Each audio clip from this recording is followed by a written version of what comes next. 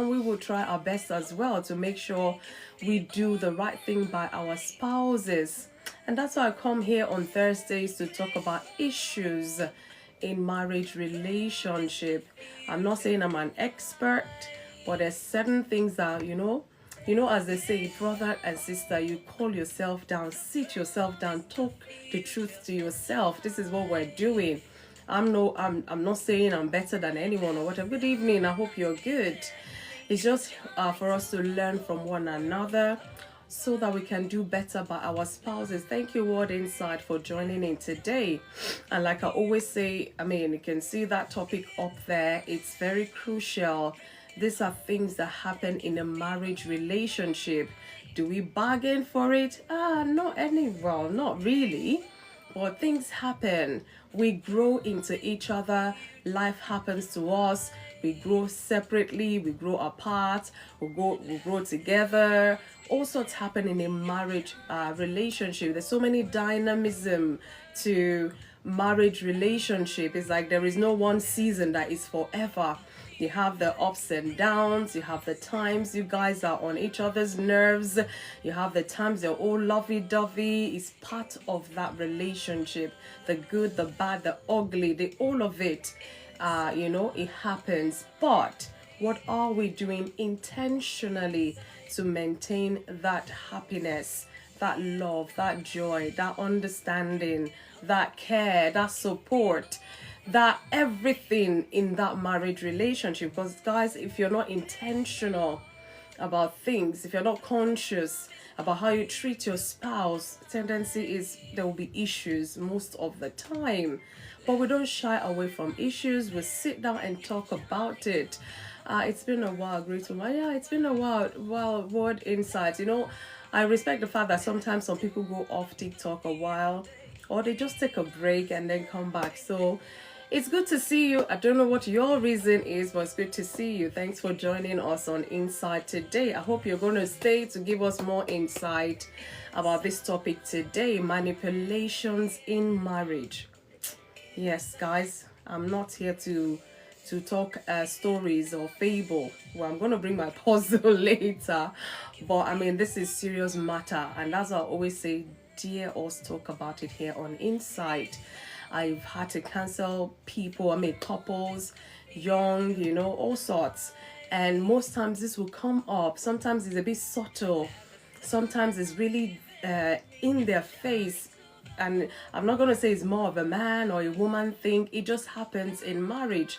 It could be the woman manipulating the man, and it could be the man manipulating the woman. And guess what? They might just even be manipulating each other. Yes, I have to just say that it happens. So there's no one gender that has the most. I didn't conduct any research to that effect. But all I know is let us sit and talk about these things. Manipulations in marriage, or it could be in your relationship. You're just gonna sit down with your spouse and talk about the date, they've proposed and all of that, but there's this thing disturbing you. You just feel sometimes they manipulate you. It's not all that heavy, maybe subtle, but you're concerned. And these are kind of red flags that flags up in a courtship, in a dating relationship phase, and you shouldn't ignore it. These are things you need to face head on. Otherwise, if you've seen minute in your courtship, you will see the ginormous aspect of it in your marriage. So best deal with it now. I always say that, two things. I don't envy people trying to get married these days, because there's a whole lot going on in the world. There's a whole lot of deceit and what have you.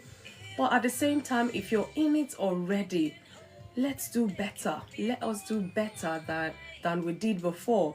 It's supposed to get sweeter and sweeter in our marriages. But you and I know that it's not always sweeter. Sometimes bitter, sweet, mixture, sour, all sorts.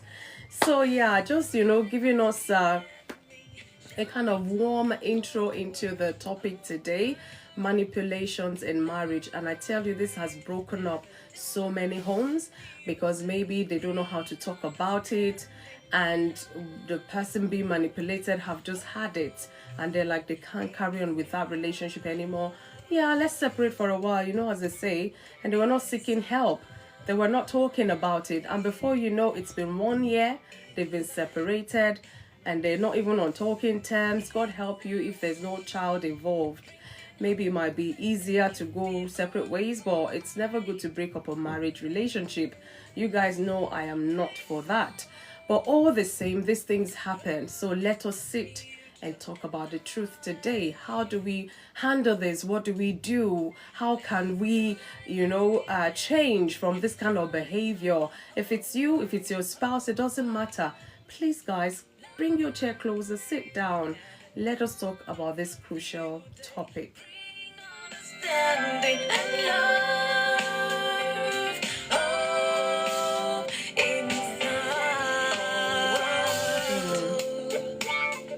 inside.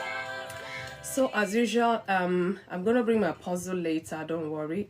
This one is quite easy, so I want to believe I'm gonna get a winner today. I am favored. I see you, Carrara. I see you. Thank you for joining. Ghost, oh wow, I see you as well. So if you're the type you've been thinking about a relationship or marriage relationship, it doesn't matter, because I know I talk about marriage relationship here, but of course you have to be in a relationship that would end up to becoming a marriage relationship. So you're still the right person to be listening to this talk today. Get understanding, get insight, self-reflect and all of that, and see that, oh, my relationship, yeah, we're courting and we're even proposed to each other to get married, you've picked a date and all that. Check. These are part of the things you need to check, your checklist, to be sure that, oh no, my partner or my spouse, my husband or my wife to be, no, they don't manipulate me, no, I have a mind of my own, we talk with reason and things like that. Kudos to you if you're in that kind of relationship. But however, we will not shy away. We know that people manipulate one another for so many reasons. These are the things we're going to be looking at today. So thank you once again. Good evening and welcome to Insight with FunmiRoyal. Today, the topic is manipulations in marriage. I'm going to give my talk not too long, make it a short, sharp, and then we will come and talk some more about it, and we can share our experiences. I'll be sharing few experiences here and there as I give the talk as well. So marriage is a sacred bond built on trust, love, respect, mutual understanding. We all know that. However, when manipulations enters the equation, it cannot distort the relationship, replacing these fundamental values with control, deceit, and emotional harm. Fola Crown, I see you. Thanks for joining. So, nobody wants to be in that kind of a relationship where they're being deceived, where they're being controlled, where they're emotionally tormented just because you love them. Adegbenga, my brother, good to see you. I hope you're good. How's your week been? Welcome to Insight. So manipulation in marriage is often subtle, making it very challenging to recognize sometimes. And that's why when you don't talk about things like this on Insight, you might not know that you're either a victim or the perpetrator, who knows. So understanding this issue is essential for identifying it, as in manipulation, and fostering a healthy, equitable relationship. So when you can identify it, you can talk about it, seek help about it if you need to, so that you have a better relationship with your spouse, with your husband to be, with your wife to be, or if you're in that marriage relationship already. Because sometimes they say love is blind. Love has blinded us to so many things. Because we love this person, we can't even recognize when we're being manipulated. And it's not a healthy way to be in a relationship. Jane Bourne, I see you. Thanks for joining. I hope you're good. So let's break it down. I always like to break it down some more and spread it far wide so that we have even more better understanding. So what is manipulation in marriage? Manipulation in marriage refers to behaviors where one partner seeks to control or influence the other for personal gain, often at the expense of their partner's emotional well-being. So there's a bit of selfishness in there. Olu, I see you. Thanks for joining. And this can manifest in various forms. So many. But I'm going to mention a few. There's emotional manipulation, spouses using guilt, fear, or love to control a partner. Oh, I thought you said you love me. If you love me, you will do this. That is manipulation. That is manipulation. Is either your spouse wants to do that thing or they don't want to do it. You don't have to manipulate them into doing it. Of course, you know they love you. If they don't love you, they won't be in that relationship with you. But you're manipulating them just so that you think they're saying, oh, I'm going to do it because I love you. But no, you have just manipulated your spouse. That is not good. You know, sometimes it may be that maybe they've offended you before and they've asked for forgiveness. Yeah, you've forgiven them, but you now want them to do something you know that they don't want to do, and now you're using that guilt, like, after all, you hurt me the other day, after all, you did this, so therefore you have to do this. That is manipulation, you know. So we need to be careful. And sometimes spouses control one another just because you know that maybe once upon a time you used to be the one, especially where the woman had been the one financially responsible for a lot of things, maybe because the man is out of work or his business is not booming as usual, and you've done a lot financially as a woman, and it's good. And now that the man is back, you know, on his feet and things are booming and all of that, you now go and say, I want that car. And you know you don't need the car. The one you have is probably even better or something. Just because you want that man to be indebted to you forever, you're now manipulating. After all, when you didn't have anything, I was there to support financially. I did this, I did. You know, you start manipulating your partner because you just want to control them. Now that they're good, they're okay, life should be better for both of you. But you just want to manipulate to have your ways. It's not nice. It's not a nice thing to do, guys. I don't know why I'm laughing, but it really is not nice. Again, another way that manipulation can manifest in a relationship is gaslighting. Oh, goodness, this one. Making the partner doubt their reality or their perceptions. They know this thing without a shadow of doubt. But you so manipulate your spouse in such a way that they'll think, Abby, or maybe not. You know, they're all even confused, like something they know, like the back of their hand. It's like you so manipulated them, they don't even know the truth anymore, kind of a thing. We need to be mindful. How do we treat our spouses? How do we communicate with our spouses? And how do we even get our spouses to do stuff? Do we just plead with them, ask them, or we manipulate them to do that? So let's not gaslight. It's not a good thing to do. Then again, financial manipulation, just like the example I gave, controlling finances to restrict the partner's independence. You might say, oh, especially for those who have a joint account, well, it does not necessarily. You'd be like, I need to do this thing. And you'd be like, but you have enough money. You know you have enough money, but you just want money from your spouse. And then you come and say all sorts, bring stuff up from their past and all of that, just to manipulate them to get money or to be in control of that financial status or whatever it is. It's not good to manipulate spouses or anyone at that, really, whether financially, emotionally, or by gaslighting them. No. And again, the last one I'm going to mention is the psychological manipulation. This one hides under love. It hides under love because all you're thinking is you love this person so much, and especially people will say, I love you so much, I will do anything for you. Hey, be mindful of your words. I'm not saying don't do anything for your spouse, but be careful, because when they now bring up things you have to do, and it's like you're afraid, like, I don't think I can do this. And then they psychologically, it's like brainwashing you to the point that you find yourself doing the thing already. And then by the time you realize you've done it, your eyes will be open and you'll be wondering, how did I do this thing? But I knew I didn't want to, but because they've manipulated you psychologically, and now you're doing, all sorts. So undermining self-esteem, especially when a spouse is at their lowest, maybe they're having issues or whatever.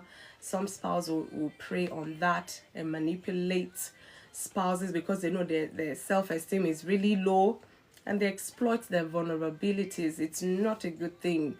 It's very, in fact, very demonic, to be honest with you guys. John, I see you. Thanks for joining. So how are we with our spouses?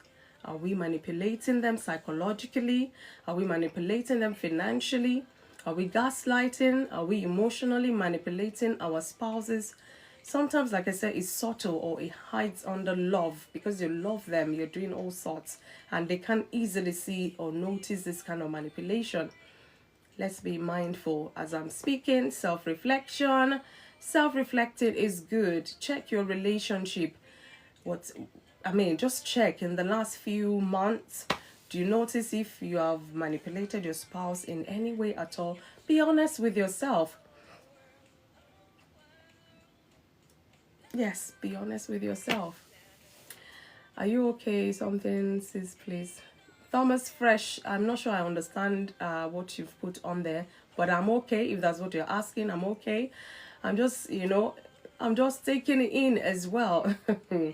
Anyway, let's carry on. Thank you guys for joining. Thank you for liking the live already. Oh, wow. Thank you so much. So let us look at the signs of manipulation in a marriage. Like I said, I cannot cover everything, but I'll try and cover as much as possible within the space of time. And this is where you guys will come in and help to expand it some more for your benefit, for my benefit, and benefit of everyone out there listening who may not necessarily have the opportunity to come into the box. So let's look at signs of manipulation in marriage. Recognizing manipulation is the first step towards addressing it. Because if you don't even know it's there, how can you even address it? That's the thing. So there's so many signs to look out for. Like I said, so many. But I'm just going to mention a few just so we have an idea. And I hope we're reflecting. I hope we're reflecting in this. Sometimes we might even be the perpetrator. We never know. Because we just do it and we get away with it. Your spouse is not talking about it. You still do it and get away with it. But as I'm speaking, I want to believe something in you will be awakened if you're the type that does this subtly. We don't even want to do it at all, whether subtle or strongly. No, it's not a good way to live with your spouse. So what are the signs that we can look out for?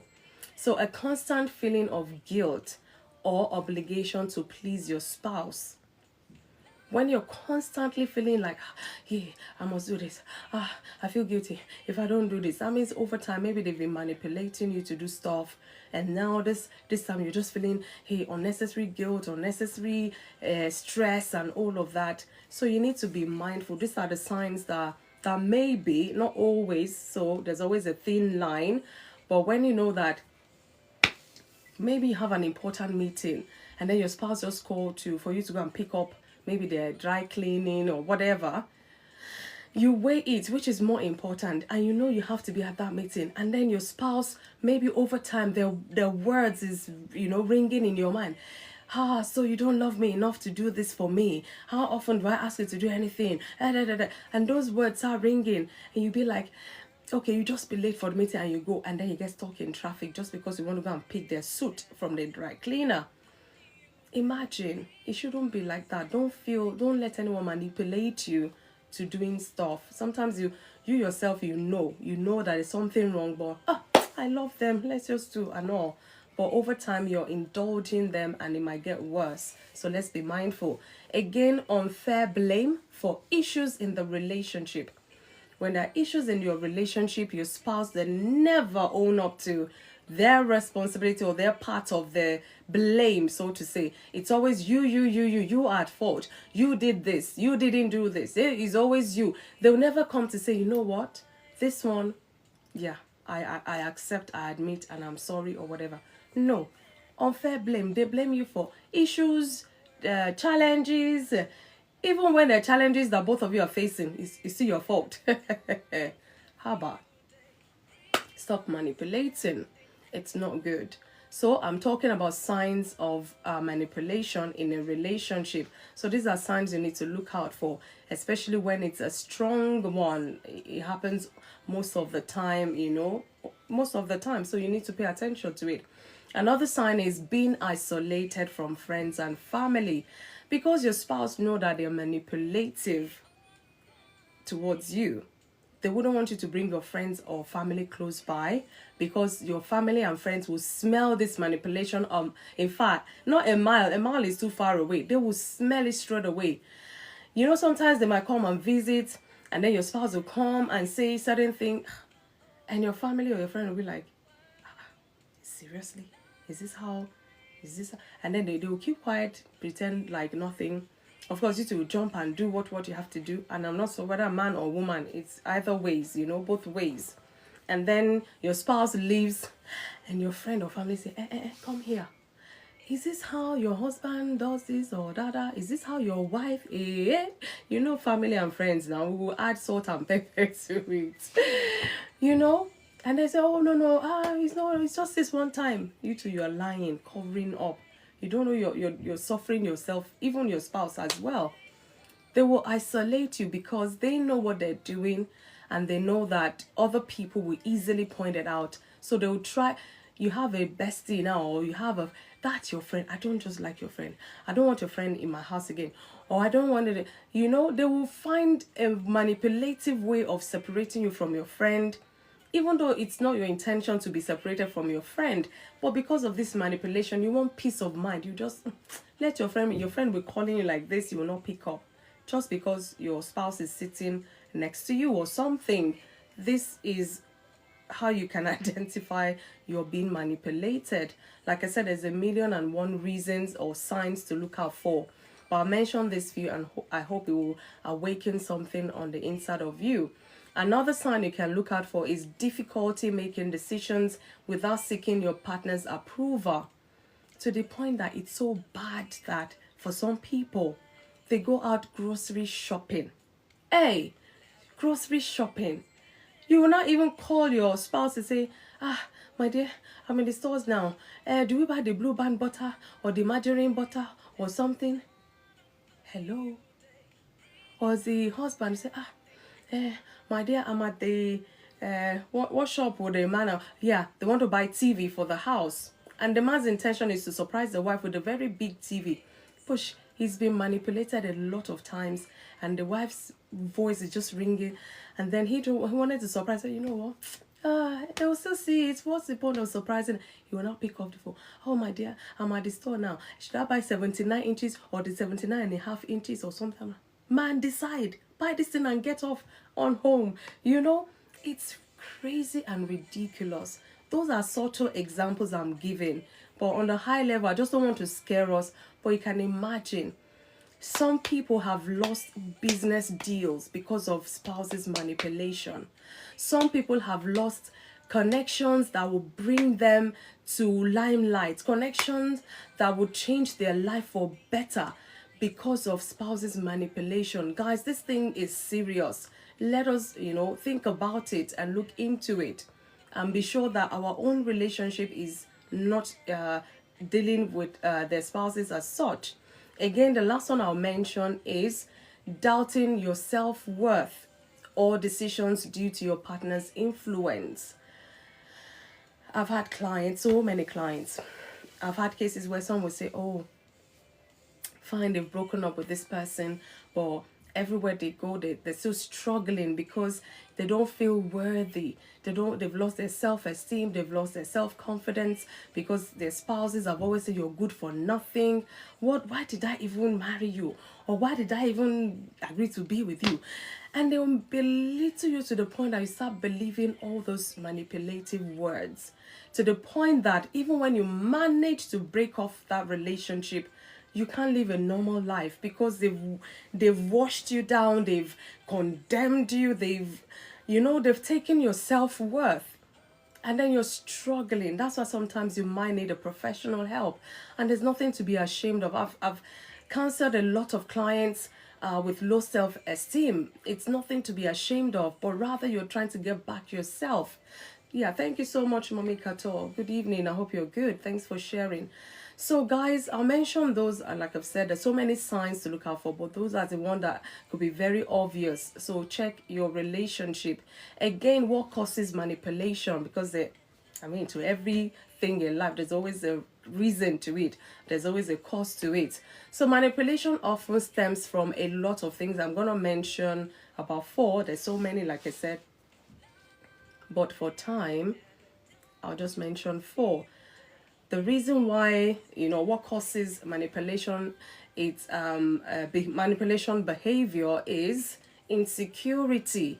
Hey guys, this is the saddest bit of this talk. Insecurity being projected on you. Insecurity for a lot of reasons. These are behaviors that will let you know that, okay, maybe that's why they're manipulative. Insecurity, fear of losing the partner, or lack of confidence in their own self. They don't have confidence. Instead of them putting that energy in building their confidence, they will wash you down. They will pull you down. They will bring you down. They will manipulate you because of their own insecurities. So let us be mindful. Your spouse obviously love you for them to marry you, but there's some behaviors that we cannot condone. No matter how much you love them, you do not want to be manipulated by them. So let them deal with their own insecurities and stop projecting that on you in a very, very negative and manipulative way. So it could be that they feel insecure, or they feel, me? Who am I? Worthy enough to get this person to be their spouse? And the fear of losing you will make them want to bring you down, manipulate you to think you're nothing, or to feel you're beneath them and all of that, just so they can feel good and, not to lose you. But then it's a very distressing way of thinking. Sometimes some people do this without their knowing, because of their upbringing or where they grew up or background or whatever. Yeah, I know I'm not giving any excuse, but some outrightly know what they're doing. They are out there to manipulate you. In fact, they enjoy it. They thrive in it. They see it as a good thing for them, unless it's addressed publicly. Sometimes some people will never change, or they never stop it. So another cause of manipulative behavior, again, is past trauma. Yeah, past trauma. I can say this. Some clients, again, they will always have to go to their background and, start, dissecting one after the other, how they got here in the first place. So it's not something that just happened once and no.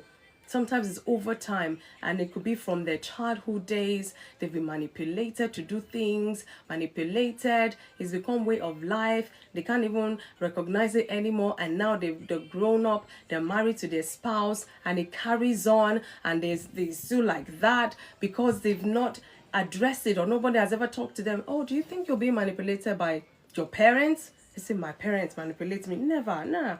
But then it's become a way of life that you can't even see it. And now your spouse is doing the same thing. You can't even see it. But there's something wrong. Joanne, I see you. Lambo, thanks for joining.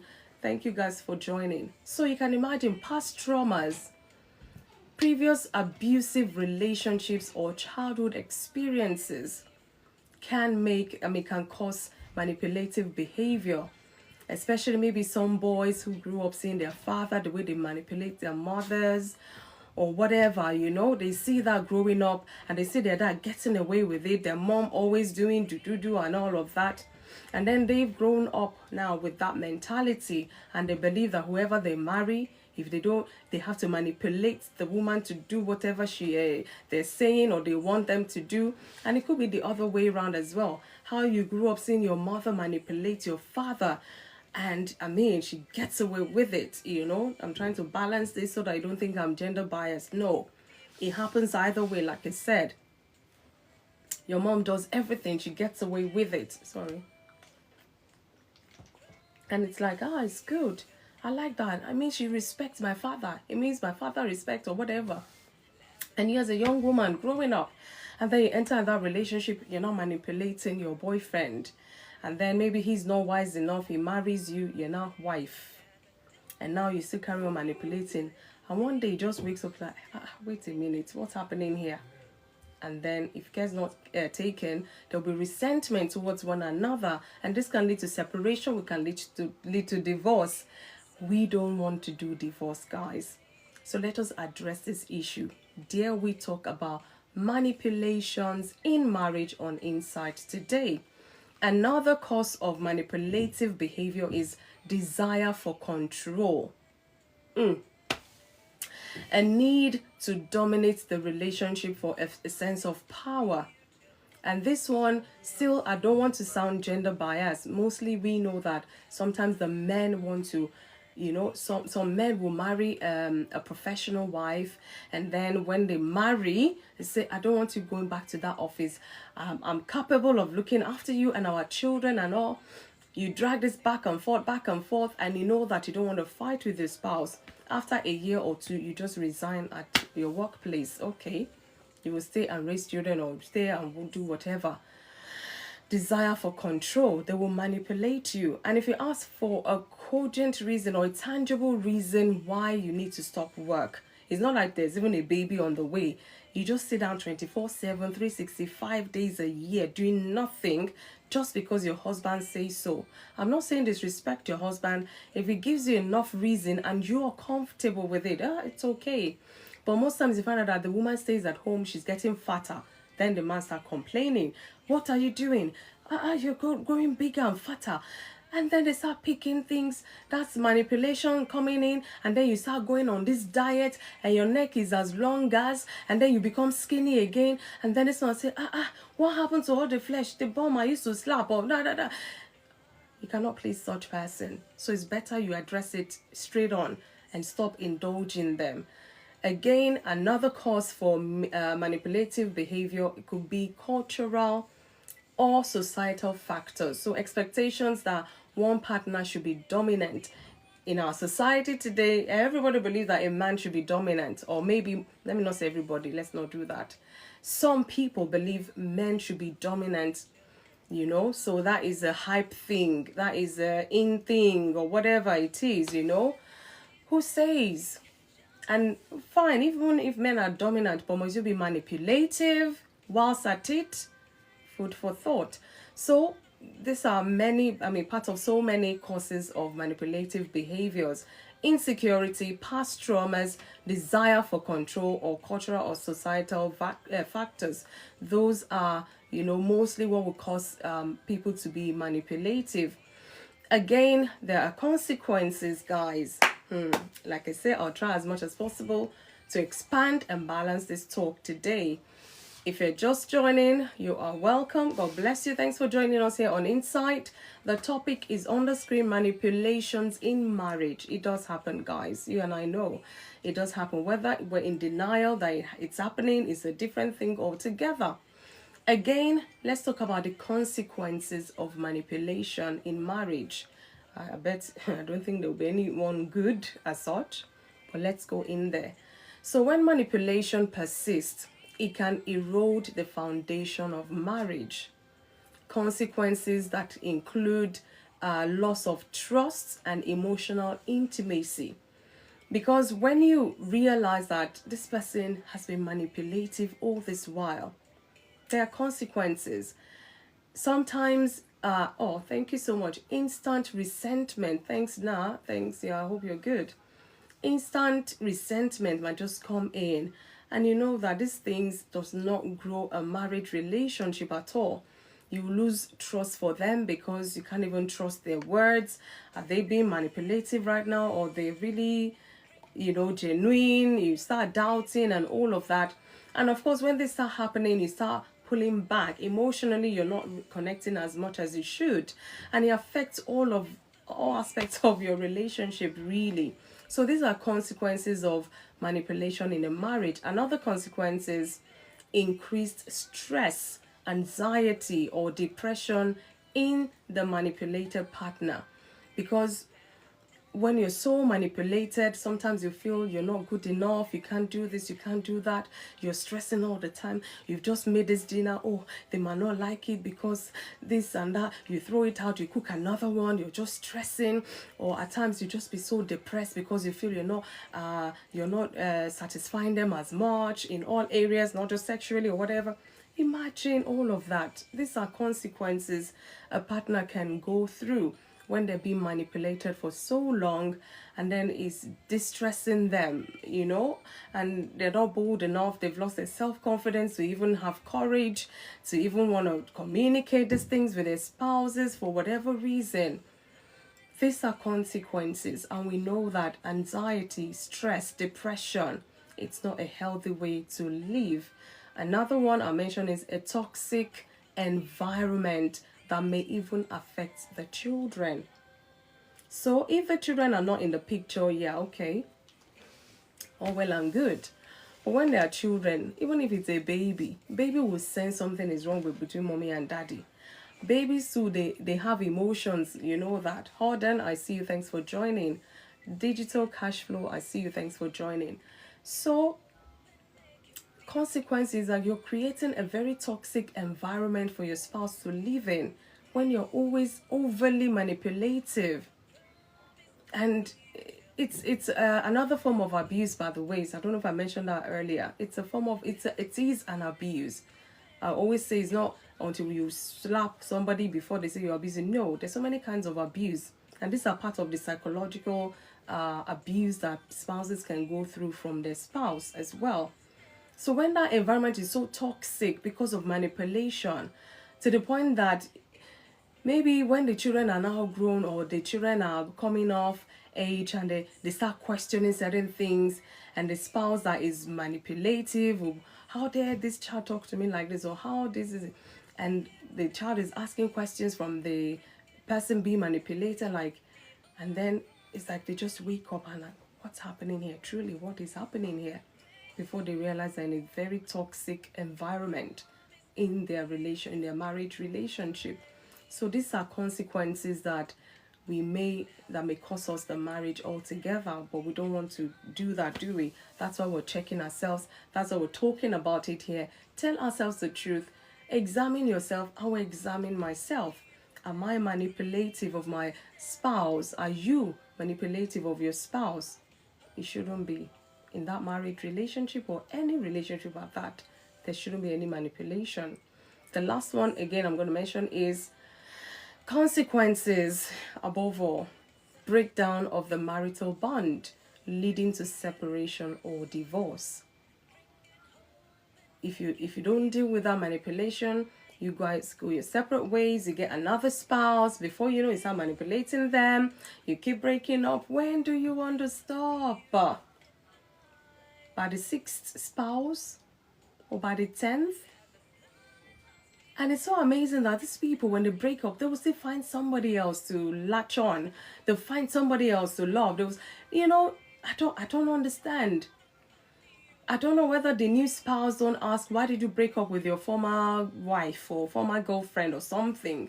Of course, they will manipulate them. What am I even saying? So what are we talking about here? Because it's their way of life. They don't see anything wrong in it. They start manipulating this new person until they get their way, so to say. And God helping that one, they understand it one day, like, what is going on here as well. So it's best to deal with this kind of behavior.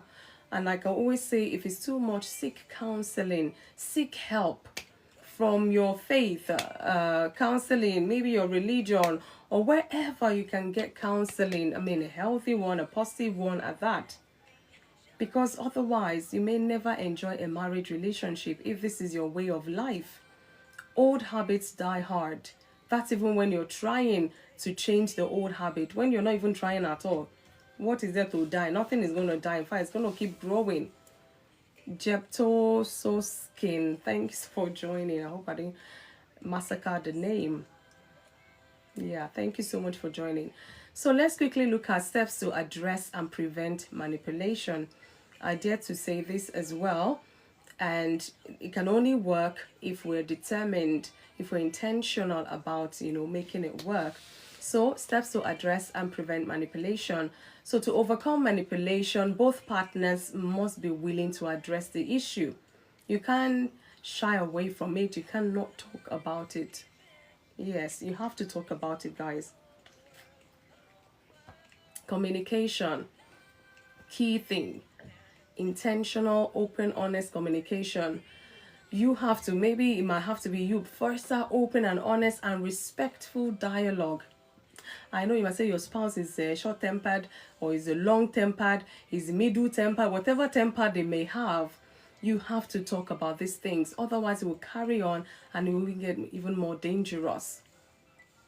or even for you, more dangerous for you. It has to be your life or your marriage. We don't want to get to that point just because of somebody manipulating the other person.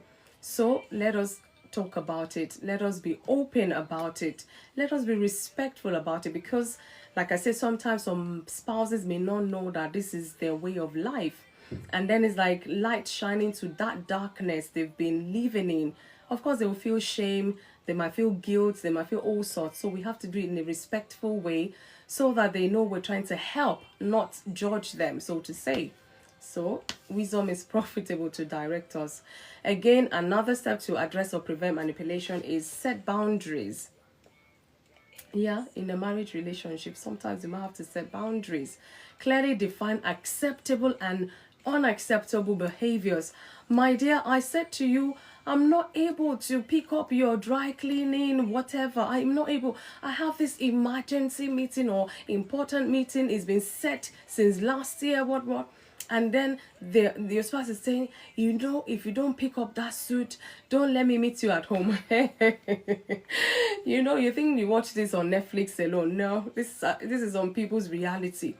And the spouse will now have to call the office. I'm so sorry, I need to do something. They will lie. Sometimes they will lie to the office, and then they quickly go to dry cleaner. Like I said, they will get stuck in traffic.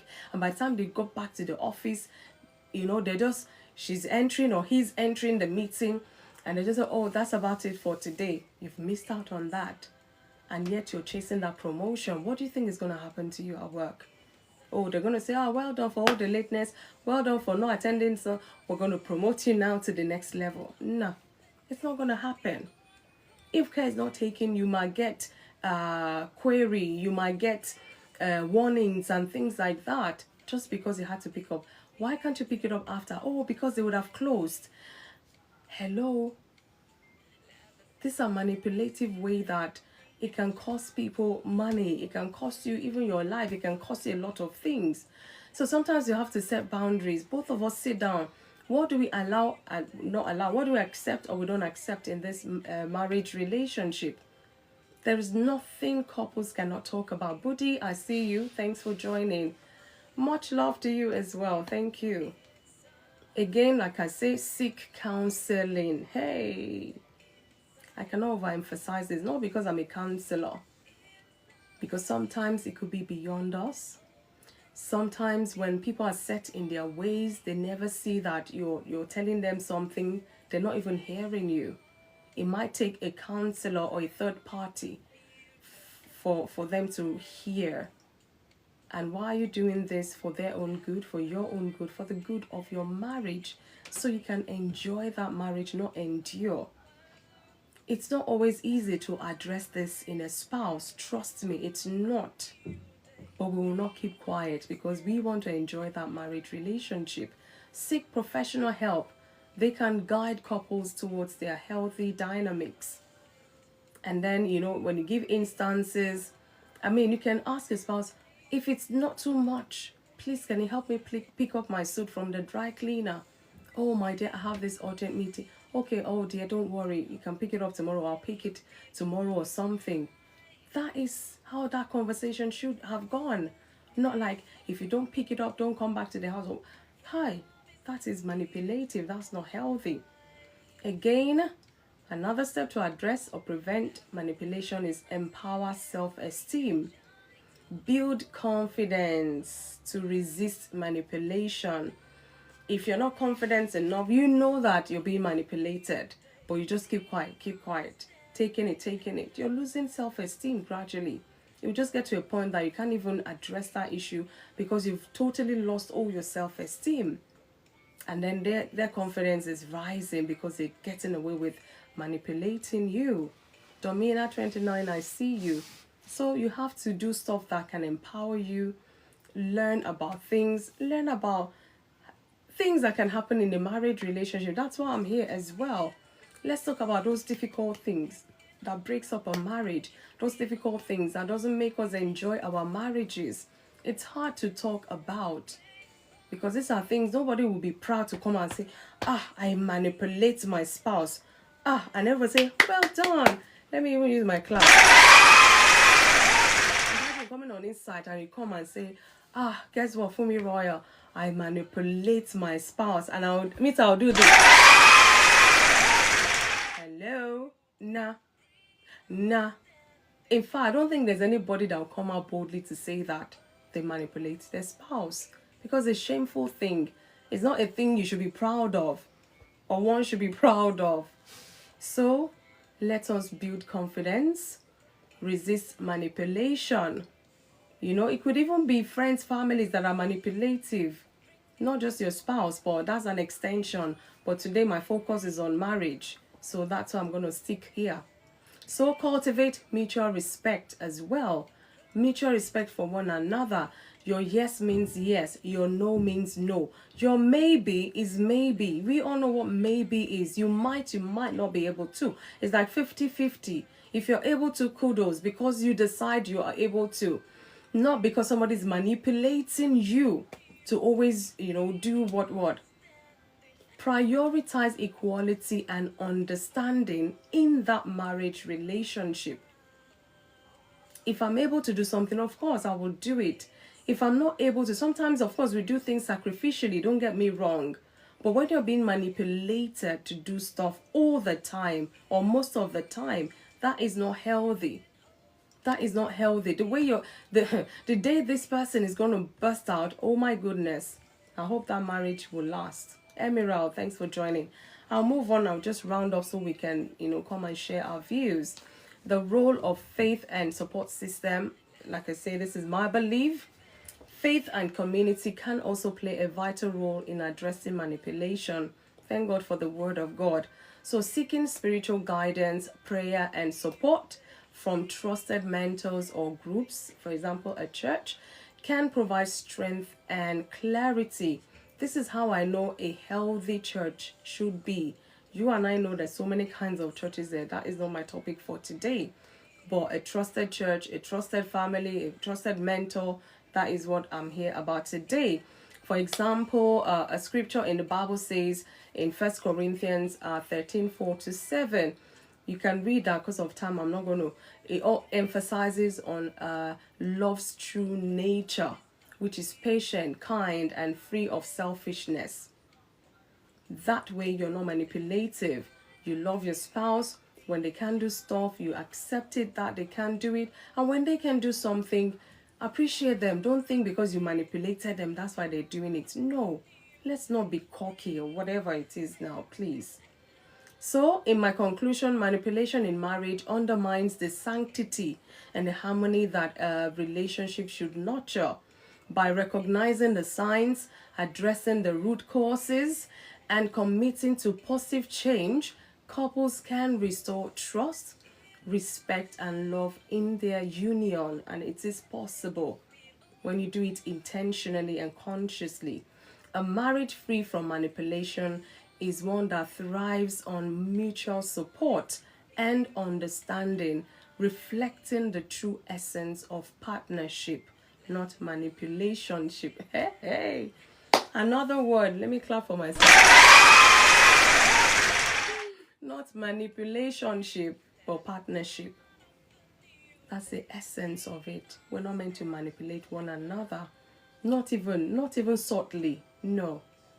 And I hope that this talk, is able to educate and empower couples out there, even me, myself, to identify manipulation in their relationship and to also take proactive steps to addressing it and nurture a marriage rooted in mutual respect, mutual love, and mutual understanding. I rest my case. So, my question today is, should manipulation be justified in a marriage relationship for whatever reason? Should manipulation be justified in a marriage relationship for whatever reason? Thank you.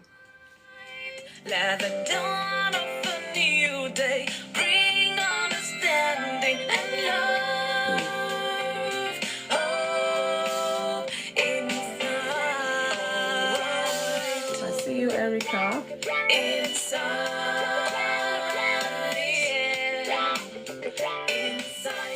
So that's my own piece of this topic today. And I hope it has, kind of enlightened us, like I said, for us to examine ourselves, examine our relationships, whether we're being manipulated subtly, whether it's a toxic one. You cannot carry on living life like that. It's not God's intention for any husband and wife to live this way. But you and I know all the baggages we bring from our childhood days, from our past experiences of life, relationship, and all that. And then we're settled in a marriage, we dump all of that on our spouses. We have to address things, deal with things, and do better.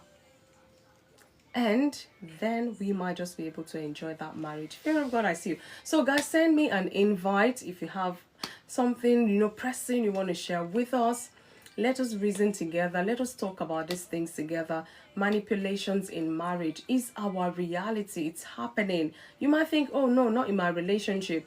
But maybe it's your neighbor's relationship, or a sister or brother or somebody you know. You might just be the one to bring them to talking about it, and they can do better, make amends, and do right by each other and enjoy their marriages. So you might just be the one listening to FunmiRoyal today to help that couple. Who knows? So send an invite. Let us talk about these things. Let's not shy away from it. Let's not shy away from it at all, because this is I don't want to say it's here to stay, but it is here already, and marriages are suffering from this. And I always say this is a free space to talk about things like this. Let's talk about it. Let us not shy away from talking about it. God helping us. Hello, my brother. How are you? I didn't. Oh, no. I thought. Very well, thank you. And how are you? I'm fine. I'm fine. Thank you. God is keeping us together. Hmm. Yes. Nah, good evening. How are you? What is that? I'm good. I'm good. I'm good. How are you? I'm fine. It's been a while. I miss you. Are you? I've Busy been on woman. my phone these days. Hey. That your phone. I need to make it speed down. In Speed fact, down me. do you know that? Let me confess. Since Sunday, it was just yesterday I switched my phone off silent. Ah, you see? Today, I was trying to, I saw yesterday, day before, I said, oh my God, oh my God. Because it would take time to respond to all of them. I just put on silent like when I'm ready. But then before days have gone by. Days have gone. Instead of one silent for 1 hour, it's a whole 2-3 days. In fact, Ah, a whole week. But yeah, so sorry, it's apologies. okay. My It's heart is okay. No problem. You're forgiven because I love you. okay. Only because I love you. Oh, thank you. I mean, wow. What a deep topic for tonight. I It's a know.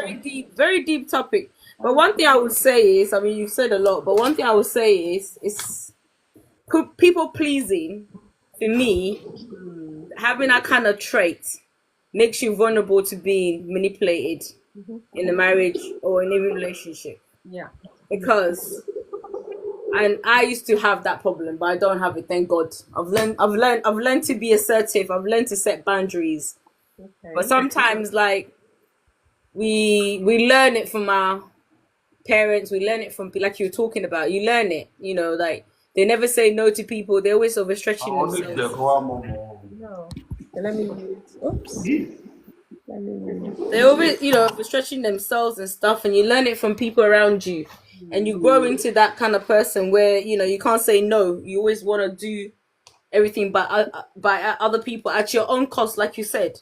Sometimes we make sacrifice in marriage, but it shouldn't be you do it and then feel bad about it, because you know exactly what you had to do to actually get that thing done for that person is beyond, and so that people, having that people pleasing personality or trait or behavior, you have to learn. You have to take time. Like we always talk about reflecting, self-reflection on this, on this show. You have to take that time and say, you know what, I need to stop doing that. It's actually okay for me to say no when I can't do something. It shouldn't be yes, yes, yes, yes, yes, yes all the time, No. because there's only one you. Yes. You know, and a marriage should be, mutual, like you said. You give and take. But if you're the one who's always shoveling the burden, it's gonna break. You're gonna break. There's nothing mutual about that, There's no. nothing mutual about that. One person cannot hold up. God said two should become one. So how is it that one person is holding the marriage up? There's no balance. It's not balance. So I think, for me, I think that's one of the traits that, you have to examine within yourself and learn to say no, and learn that, saying no, it's fine. And, and also that personal, having those boundaries, with people. Because usually when you do your spouse, it means that you lack boundaries with everything. You're just not a boundary person. And that is something that, we should be taught in schools and stuff, how to set those personal boundaries, because it's important for your own personal growth and development. And health, even. And health, yeah. Because if you're doing stuff for everybody, never getting time to rest, never getting time to feed yourself, you run out. And in that relationship, if you burn out, that person is not going to be merciful with you, because they're a manipulator. They're not going to be merciful. They will be even worse. After I'm telling you to do this, now you're sick and you can't even do what I'm asking for. Hey, but it's you that made me sick. Oh my goodness, I know. It's you that caused me to be sick, and now you're telling me that So and like you said about it leads to very unhealthy, toxic relationship. Because when you're being manipulated, you're manipulating someone or getting manipulated, it's not nice. It's not a nice environment to be in, because one person has control. They know which string to pull. And like you said, they always do it under the cover of "I love you," Oh. And that is what. And even in your head, you start thinking, "Oh, but he loves me. Oh, but she loves me." Oh my God. Oh my God. She loves me. That's why she's always, checking my phone. She's always calling me. She's always this. Like, I'm at work and she calls me 1,000 times, and you're like, babe, but I'm busy at work. I can't be. No, but it's because I love you. Oh, but she loves me. Oh, and you start questioning yourself. Oh no. And like you said, in this kind of thing, when it happens, really, to be honest with you, you need somebody to see it, because it's hard for you to see it when you're in the midst of it. It becomes such a norm that sometimes, even like you said, other people recognize it, but you fight with them. You're like, no, my children don't manipulate me. No, my husband don't manipulate me. No, my wife don't manipulate me. They love me. They'll isolate you from anyone, everyone. They will, but even when somebody gets a little sniff of it and tells you, you will not believe it, because you're like, oh, but they love me. They do out of love. They're in denial. And you become in denial about that. But it takes like somebody outside to really, that you listen to, that will sit down and say, listen, I'm not trying to come here to ruin your relationship, but this is what I've noticed, and it's not healthy, because I can see that you're struggling. I can see that you're not flourishing.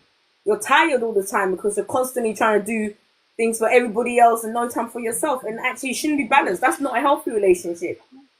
So I just pray that, as we talk about this issue, it would really open some people's eyes. And you know what? Don't feel guilty about being manipulated, because you know what?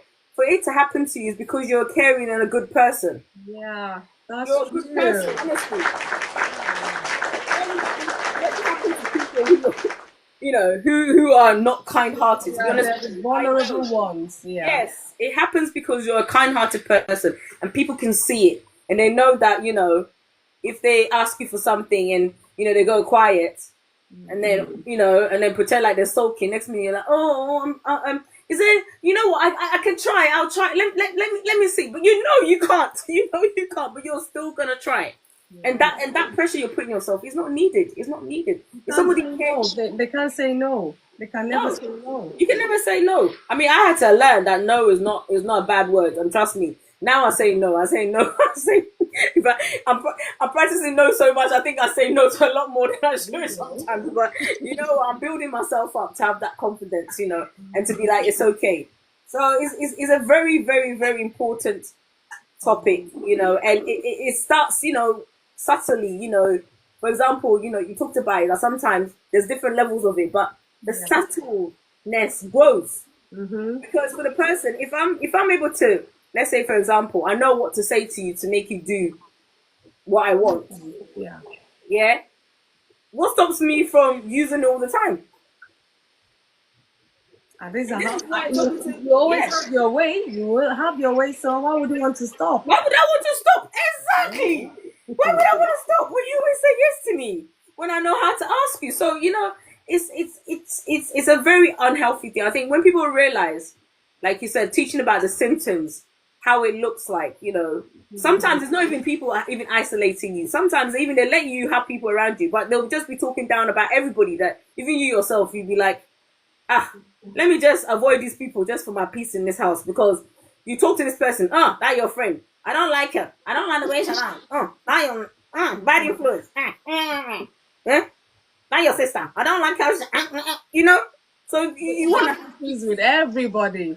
everybody. There's nothing positive to say about anybody around you. Like you don't have the sense to pick friends for yourself, or you don't have the sense that when someone tells you something to make a decision whether it's a good advice or not. It's like they make you get to the point that you're lost. You don't know your yay from your nay, your left from your right. Whether you're going straight, you're going right, you're going left. Like you said, you go to a shop, you don't even know what to buy anymore, because you don't want to get home and buy the wrong thing and have hassle for hours about one simple thing. No, that is not right. And as a human being, you need to have confidence in yourself and trust in your own decisions. And if somebody is robbing you from that confidence and in trusting your own mind and your own judgment, it's not healthy. There's a problem there that has to be addressed. Yeah. Has to be addressed.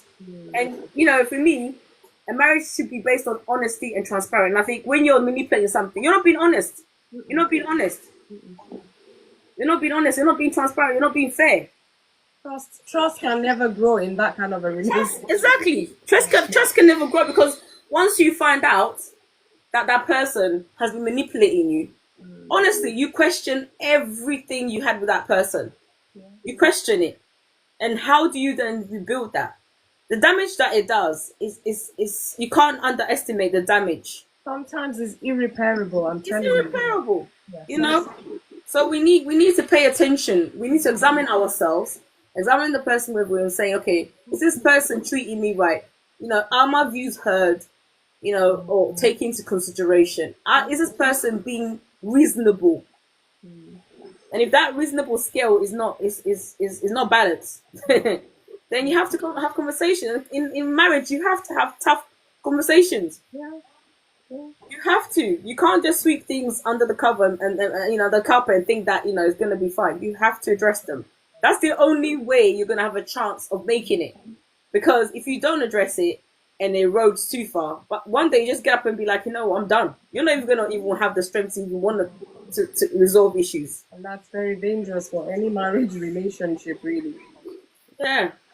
So yeah, that's my little contribution. Okay. Yes, we can go back to Ade. I think I hope you're there, Ade. Yeah. Okay. Yeah. Good evening, everyone. Good evening. Oh, What have I done today? Deep talk, deep talks. Hey, My brother, confession time.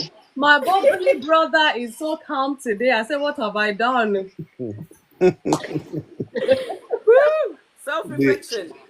yeah. This really humbles me, Hey.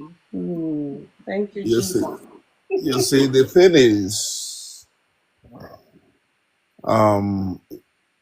it is very challenging to straighten a dead crayfish. When we look at it from the perspective that the man and woman are coming from diverse background, and what has formed their life. I know. So, Well, let me correct that statement. What has formed some part? yeah. Some part. As in, I'm not, just pardon me, I'm at work. I had to just squeeze No, time. it's fine. Thank you. I really appreciate it. Yeah. So, I At least because it's a formative part of them, it's hard. It's like building a foundation of a house. Yeah, Yeah. the way we see marriage from our home country is a bit different from the way it is in the Western world. Okay. Now, um, I would speak to the perspective of what I have witnessed, Okay. which is many men from my own angle. They wish for their women to be submissive. Now, from my own understanding, Okay. you see, I believe submission or tenderness comes from mutual agreement. Okay. I might want to be submissive to my wife. I might be trying to show her the way things ought to be. Okay. And what she understands or what the way she knows how best to communicate is different from the way I am trying to show her. And she might end up not getting it. Okay. I believe we need to take time to understand each other. Definitely. This time is very, very sacrificial because the LOI period, you won't get to know details until you come into marriage. Yeah. And marriage happens to be the beautiful institution where you get certified before taking the classes. Yeah, the certificate comes before Yeah. and many things. Like the last time I said we are taking months planning a wedding that even did not sustain a month. You know, many people are prepared for the ceremony. Not They took time to prepare for ceremony, but they were not prepared for the marriage. at all. At all. No man is an island, nobody is perfect. You know, marriage has to do with women a lot. Coming from a man, respect. Traditionally, the women are the homemaker because the way God has wired women, the man would only pick himself and leave the house. Yeah, it takes grace to find a man. Not that they are not remembering the household, but the woman is the one that will take care of the children, which is the home. Yeah. So when you come to the understanding that this labor, this work involves two, not one. So then everybody would now understand that they have an input. So the designer of marriage Because I've not found any other author that has. Sorry? That can claim that they're the author of marriage. Yeah. So the original designer Yeah. already had the laid down rule. Mm-hmm. You've already made mention of it. Love is patient. 1 Corinthians 13. Yeah. Love is kind, not boastful. You know, um, Fucked up. Yeah. All of those things. Yeah. uh,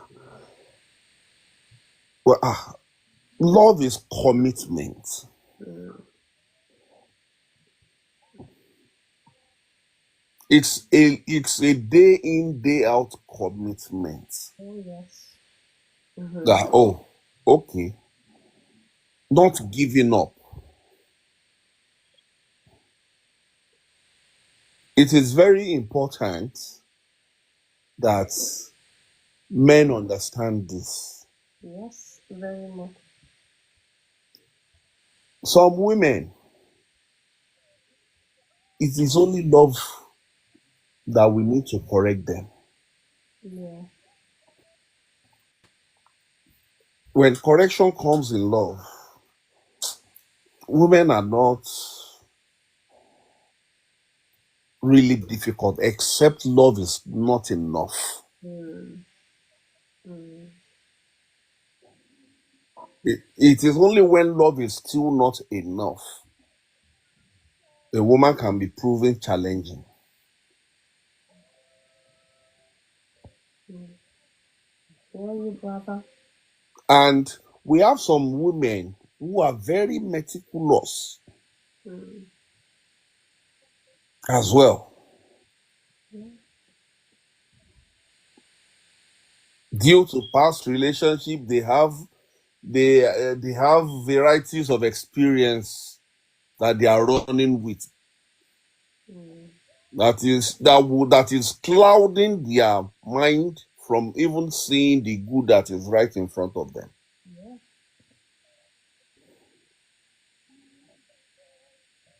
There is no how you could show love to such people and expect them to get it or catch it. Mm.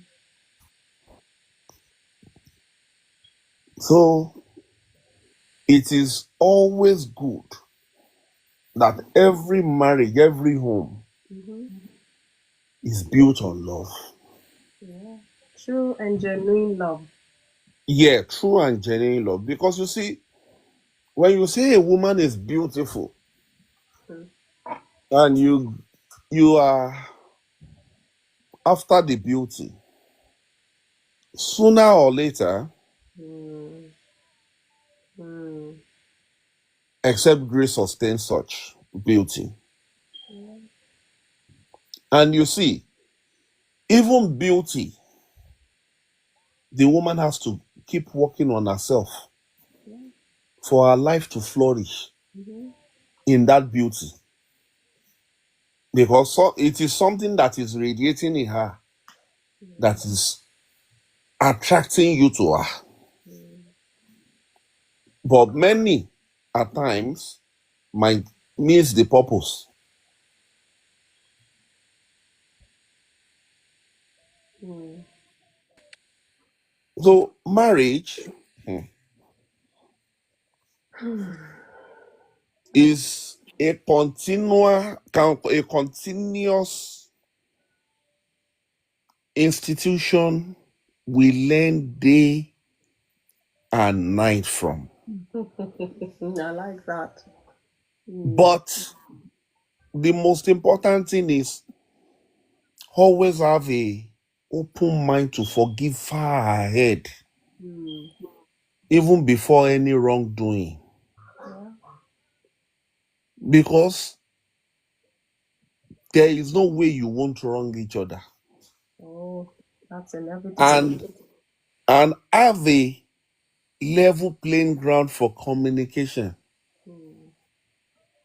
It has been mentioned earlier as well.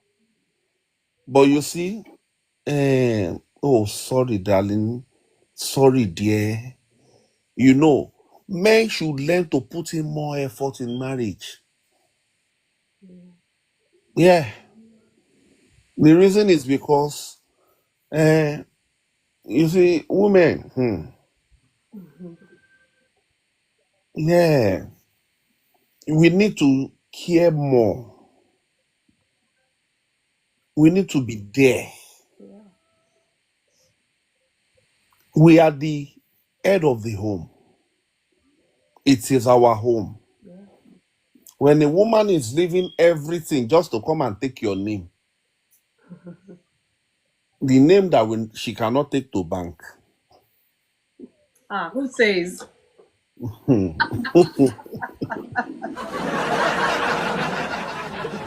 The boy, you see, marriage is very beautiful, It is. very, very wonderful. I won't lie to you. When they say a contract is lifelong, you are not looking at the beginning. Neither are you looking at the short term, but you are looking at the long term. Yeah. That this person, can I build with him or her? Not because there is plenty today. What if there isn't tomorrow? Yeah. Life happens. Yeah, I have witnessed a few, I won't say many, but you know, it takes grace to keep such home. And I am a living testimony of a humble beginning. I won't lie to you, marriage is very, very wonderful. Yes. The embod-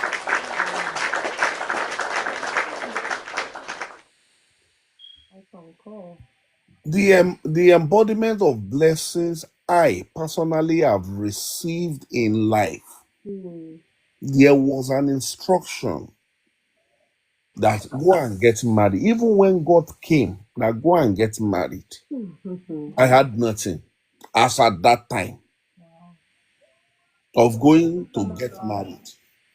Long, long time. Yeah, my wife and I had dated years back when I could afford many things. But I went to do an investment that did not yield, Wow. which was the life. So, as at the time of that situation, it was really, really a trial moment for me. And that was when I sought after God in the place of discipleship. Wow. And ever since, when the instruction came, I even went to ask God, you say I should go and get married. Where is the money? No, this is not to discourage people because a man who cannot even go and rent one room that want to marry. It's not that it's not really that bad though, but Yeah. yeah, okay, you want to have marriage, and when it is time for things, God is a man of purpose. In his time, the Lord will make it happen. I would hasten it and it will come to pass. Isaiah 60. And as it happened, every event started unfolding. Not everybody can have the grace to trust God to that point too. Yeah, of course. God sorted every bill and he set my foot on a path of life that I am still following, that is helping my life. in the place of close personal relationship. The work I'm doing today was as a result of constant effort. If things are not working, you keep pressing. Yes, you keep pressing. You don't give up. So, and the submission is to one another. Yeah. That is what makes the foundation solid. The submission. When you have money today, man, no go give anybody outside money. I'm not saying you should not help if you have the grace to do that. Of course. But first of all, you and your wife, you are the immediate homeowners, and learn to come in agreement with your wife, even if you are doing for your family. Your wife would never ask you not to do for your family. But whatever, come in an agreement that, oh, okay, it is 5,000. We can afford to support anybody for this month. Too. And if anybody does not come before you to seek for help, you keep it, you save it. Don't let anybody come in between you and your wife. I won't lie to you. If a woman has 100 million, wouldn't commit it over 50. She doesn't have what she would do with it. Worst case scenario, if she is maybe a rigid financial person, she might invest. Wow. Yes, and that investment, it is also still in the name of the family. Like I said, the woman had already picked your name. That is what she has come to inherit. And it is now left for the woman to plant herself to be rooted in your home. Not just for her to marry. Because nations are going to come out of both of you. Definitely. And you will not go and seek family help to raise your children. So you need to always plan ahead.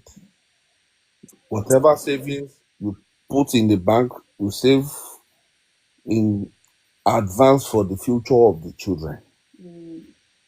Ade, I hear all these things you're saying, but I don't know, Okay. maybe you're still going to go into these manipulations we're talking about, because it's like you're still laying a foundation, which I'm gradually following you to see where you're going to land. Okay. Now,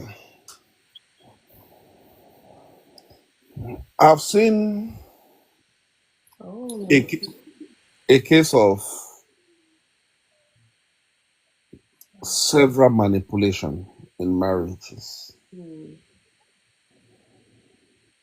The case of infertility,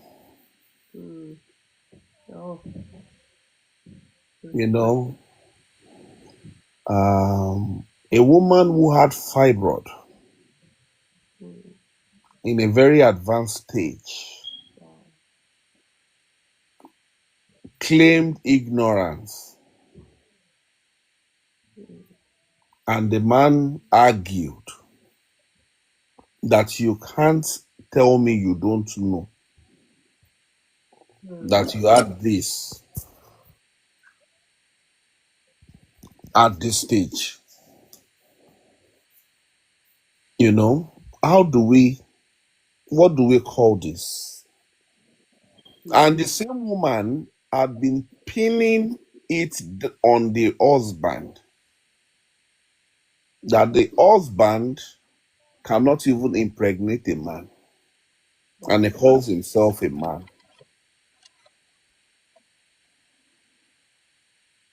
what do we call this? Thank you, Tamara. Thank you. You know, Hmm. it's so sad. And we've seen a man whom who has issue which can be fixed with his fertility juice. Hmm. You know, as a woman is expected to check and work on herself, so is also a man expected to do the same.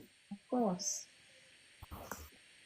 I have a friend as well, whom a female friend actually. Okay. The home is broken today because she raised a lot of concerns to the husband. Oh, okay. Tamara says she wants to interject too, sir. So please feel free. Let's get it cleared Okay. up a bit. I don't know if she wants to interject with a question or something. So permit me to let her for this time. Yes, please.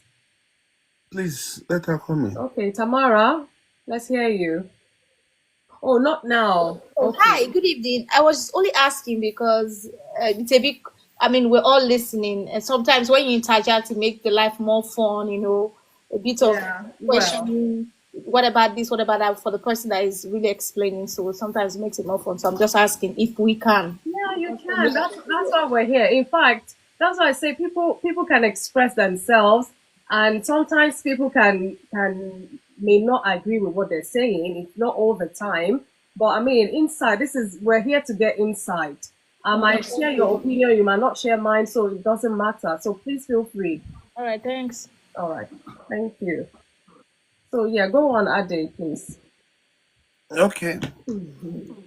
You know, when the lady now confronted the husband, not in a confrontational to dissolve way, Yeah. but like eh, let us have done a lot of tests, and these are the results, Hmm. which says I am fine. Okay, let me and you go to the clinic, and you can have your semen analysis done. Hmm. Okay, the same man who consented and agreed to do that went with her.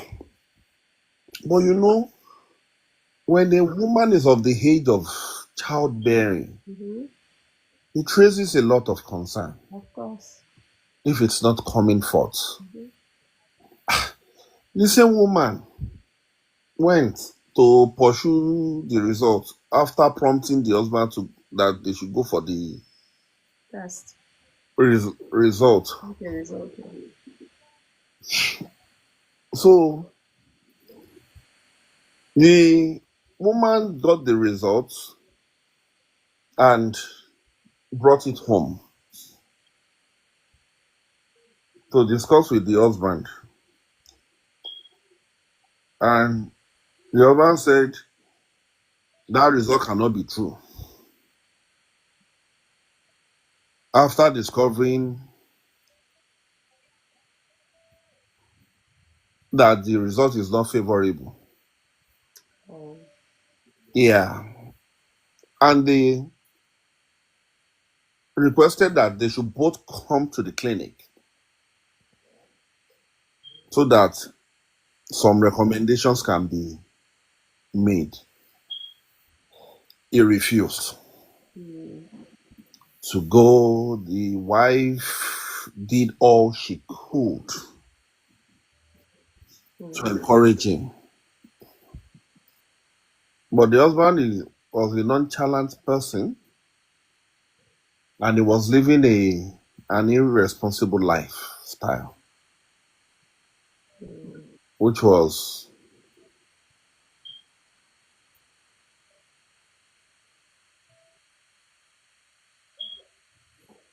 Ade, are you still there?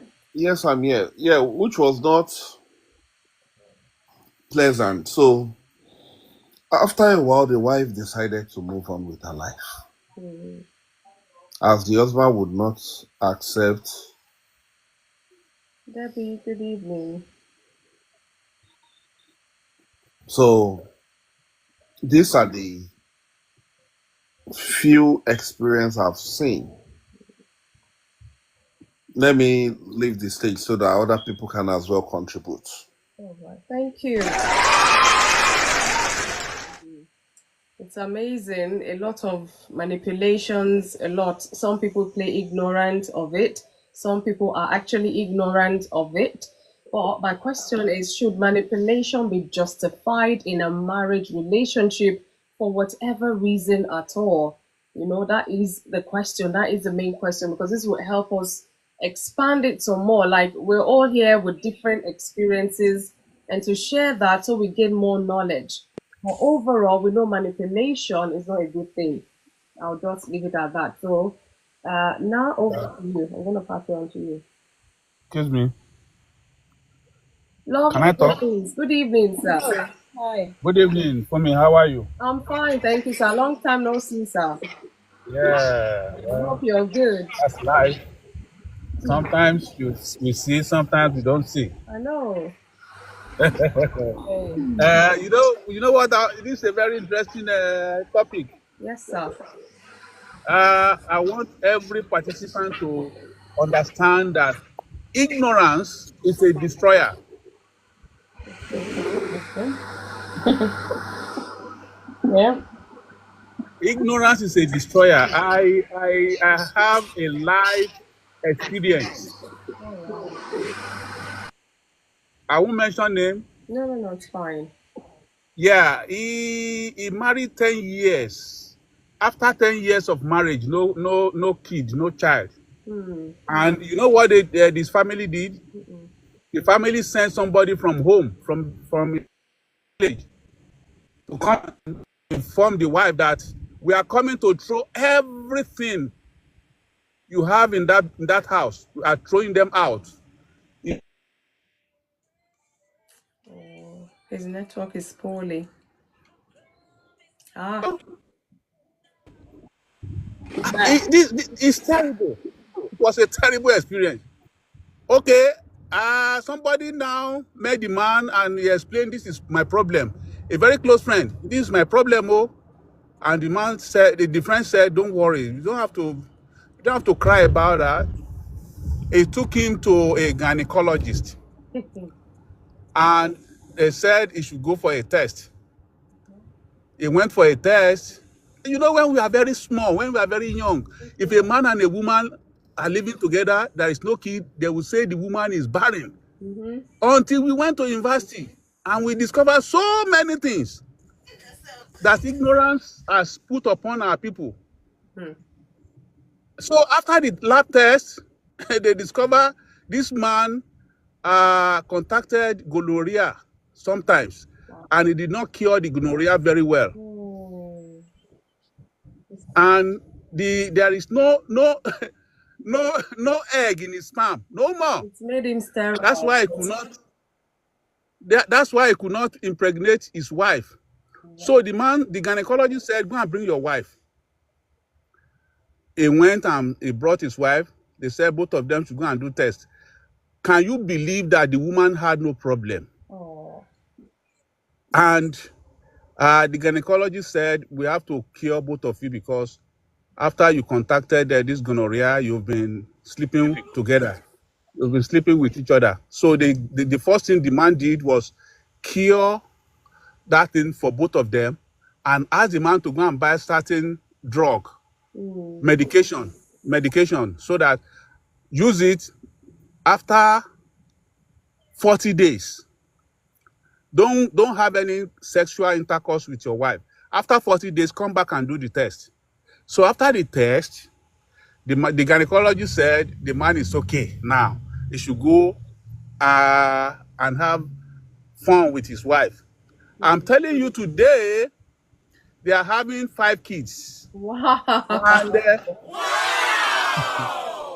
when the family came for the christening of the first child, they started kneeling down. You know, Hey. all these sister-in-law, they are terrible. They are terrible. You see, if not for science, you see what ignorance will have done. Will have scattered that family, and God will know. Only God knows what will have be the end. So I'm telling you, my brothers and sisters, everything is not prayer, prayer, prayer, prayer. We need knowledge. Yes. We need knowledge. Ignorance is a destroyer. I'm telling you the truth. I will stop here now. When it is my time to participate again, I will participate. All right. Thank you all. Wow. Well, what can I say to that one? That was 100% dilated truth, you know? Ignorance. You know? I just like, you know, we always assume before that anytime there's infertility issues, they always blame women. But in any situation, Relation from the pit of hell. this is it. You know? But it's two people. So you should always look at both sides, not just one side. Because imagine if they examine the woman now, thinking the man is okay.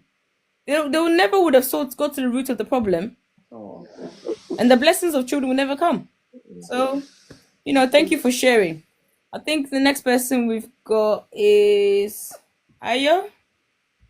I know. Let's listen. Unfortunately, women are blamed for so much nonsense. I'm telling you. Right. I'm telling you. But it is well. we'll keep sending knowledge and wisdom. We'll get wise. Amen. Is Ayo there? Is Ayo there? While we wait for Ayo, I just have something to say. Go on, Tam. Go on. That's fine. Go on. So I think another aspect of this manipulation, especially people who have been manipulated, some of them are actually caused by greed. Say, for example, you meet a guy who is doing so well, and just because you want a good lifestyle, you want to live well, you get in a relationship with this guy. You guys have like maybe a little misunderstanding, and he got so pissed and he hit you. And then you guys have like a serious argument. He's abusing you, taking advantage of you, and all of that. And then he goes out and he comes back and he buy you a gift and say, "Oh, I'm sorry. It's because you raised your voice." And then you be like, "Oh, please don't do it next time." And then you accept the gift. Another day, he does something and he says, "Oh, it's because my dad was doing this to my mom, and this is how I grew up." And you keep accepting this thing just because at the end of the day, another gift is going to come. For me, that's like a no. The first time you raise your hand, it's the end already. I don't want to even wait for another round because I might even really want to hit you the next time. So when you see the man is doing all of these things, if not, I'm talking from the aspect of greed, if not because you're really gaining something from it, why would you be tolerating that just because, oh, he didn't mean to? That's manipulation. Yeah. He hits you and then he buy you a present to say he's sorry. There should not be an excuse. No any sort of excuse in this life for we to just accept somebody who is manipulating, because when people start to manipulate you, you intend to forget who you are as a person. And you become a puppet, and that goes on. You see people where you're supposed to speak, you're thinking, "Oh, am I going to be doing?" You become so conscious of yourself that you lose your own self-esteem. Yeah. We should not even, embrace it or even just accept it and say it was a mistake. There's no excuse for me personally. There's no excuse of any sort. But sometimes people don't really know. They make honest mistake. When we are adults, if people make honest mistake and they don't repeat it, we know that was a mistake. But somebody cannot keep doing the same thing, and then they keep making you feel like you are the reason, you are the cause. That's why this is happening. Yeah, the blame game. Yeah, they come up with a blame game, because you didn't do this one like this, you didn't do this one like this. That is always my fault. You're never responsible. And when somebody, because they said there's never fire without smoke. Yeah. So everything that happens, yes, we know that one person is overreacting, but you also have a role to play. So every time something happens between two people, especially in relationship aspect, you are always the villain, always the villain. The other one is always the victim. Yeah. You've got a serious problem. I mean, that's just my little contribution for this. Then we just... Yeah, the blame game. Yeah, go on now. No, Yeah. Now, like what you said, Tam, it's about people repeating the same behaviors, and expecting to just be forgiven just because they buy you things or they say it's just sorry and they don't actually change the behavior. That is manipulation because we, like you said, we all make mistake.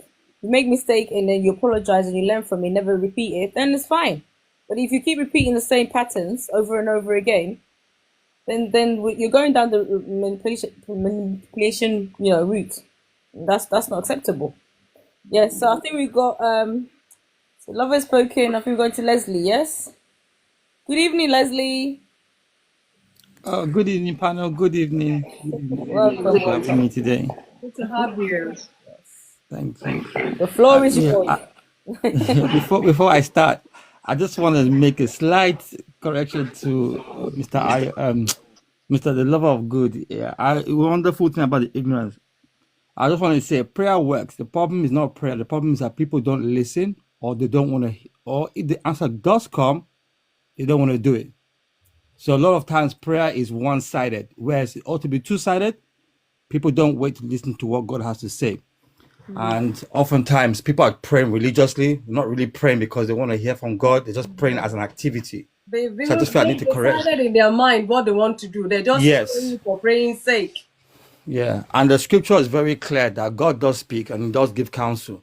One of the great examples I always use is Cain. If that scripture was not written that God told Cain that this thing is coming for you, we would have thought that God didn't speak to Cain because it was a conversation between God and Cain. Abel didn't hear that conversation. So a lot of times God is speaking to people, they're just not listening or they're not doing what he's telling them to do. I just want to drop that little part. So if the problem is not prayer, the problem is people not doing what they actually may hear in prayer. Is not conducive. They don't want to do that. So yeah. On that level, I can say that yeah, on that level, what I can say that when people get married, we are what we call green. We are all starting out, and unfortunately, we are bringing in bad habits. And it takes it takes maturity. It takes learning. It takes development. It takes getting counsel. The scripture makes it clear that in the multitude of counsel there is safety. So it's not a one-time counsel. You're going to need counsel in different areas over time. You're going to keep growing. You're going to keep learning. And unless people are unwilling to learn or change, manipulation will just become the order of the day. It ought not to be so, but it is. And so when people are working in manipulation, it takes one person to first of all recognize that they are being manipulated or they are actually doing manipulative behavior, and for them to become aware of it and then begin to work on themselves, that they don't want it to happen, or they're going to go and get help, they're going to get counsel. There's information out there, there's things that they can do, but the first thing is to recognize it. Unfortunately, certain people can become defensive, and when they're defensive, they're not willing to learn. I think any good marriage is not about people being perfect. It's about people who are healthy enough to recognize that they need to change, and they can work on themselves. They can allow themselves to do the work of change. And I think that's what makes some people have a good marriage and some people will not have a good marriage. Is one set of people are willing to learn, they're willing to grow, they're willing to do the work, and another set are just not going to. And sometimes it benefits them, sometimes it doesn't. But unfortunately, there is manipulation in a lot of marriages. And it's up to the people within that marriage to see whether they can outgrow that behavior. Outgrow that behavior, get to a place where they can start to move into a place where they are growing together, they are building together, they are producing things that are making that marriage a place of peace and not one of strife. So they got to see how that works out. But unfortunately, the thing is that it's for them to do the work. That's the most important thing. But there's manipulation in marriage, unfortunately. It's up to the couple if they're willing to see that change and work on that change. So I want to, one of the things that I did enjoy from the testimony, the case study that the Love of Good said, is that the husband, once he did that test, it could have allowed ego, and I believe that that at some point he was humble enough to say, okay, I made some error, and then get the work done. That was taking the medication, getting that medical advice, doing what the doctor told him to do. That's part of the change, and I believe God on that heart change, because some people, they will just still, even with that diagnosis, they will still hide, or they will still lie, or they will just not bother attending. No, that doctor doesn't know what he's doing. Yeah, yeah, I've seen it. I've seen it.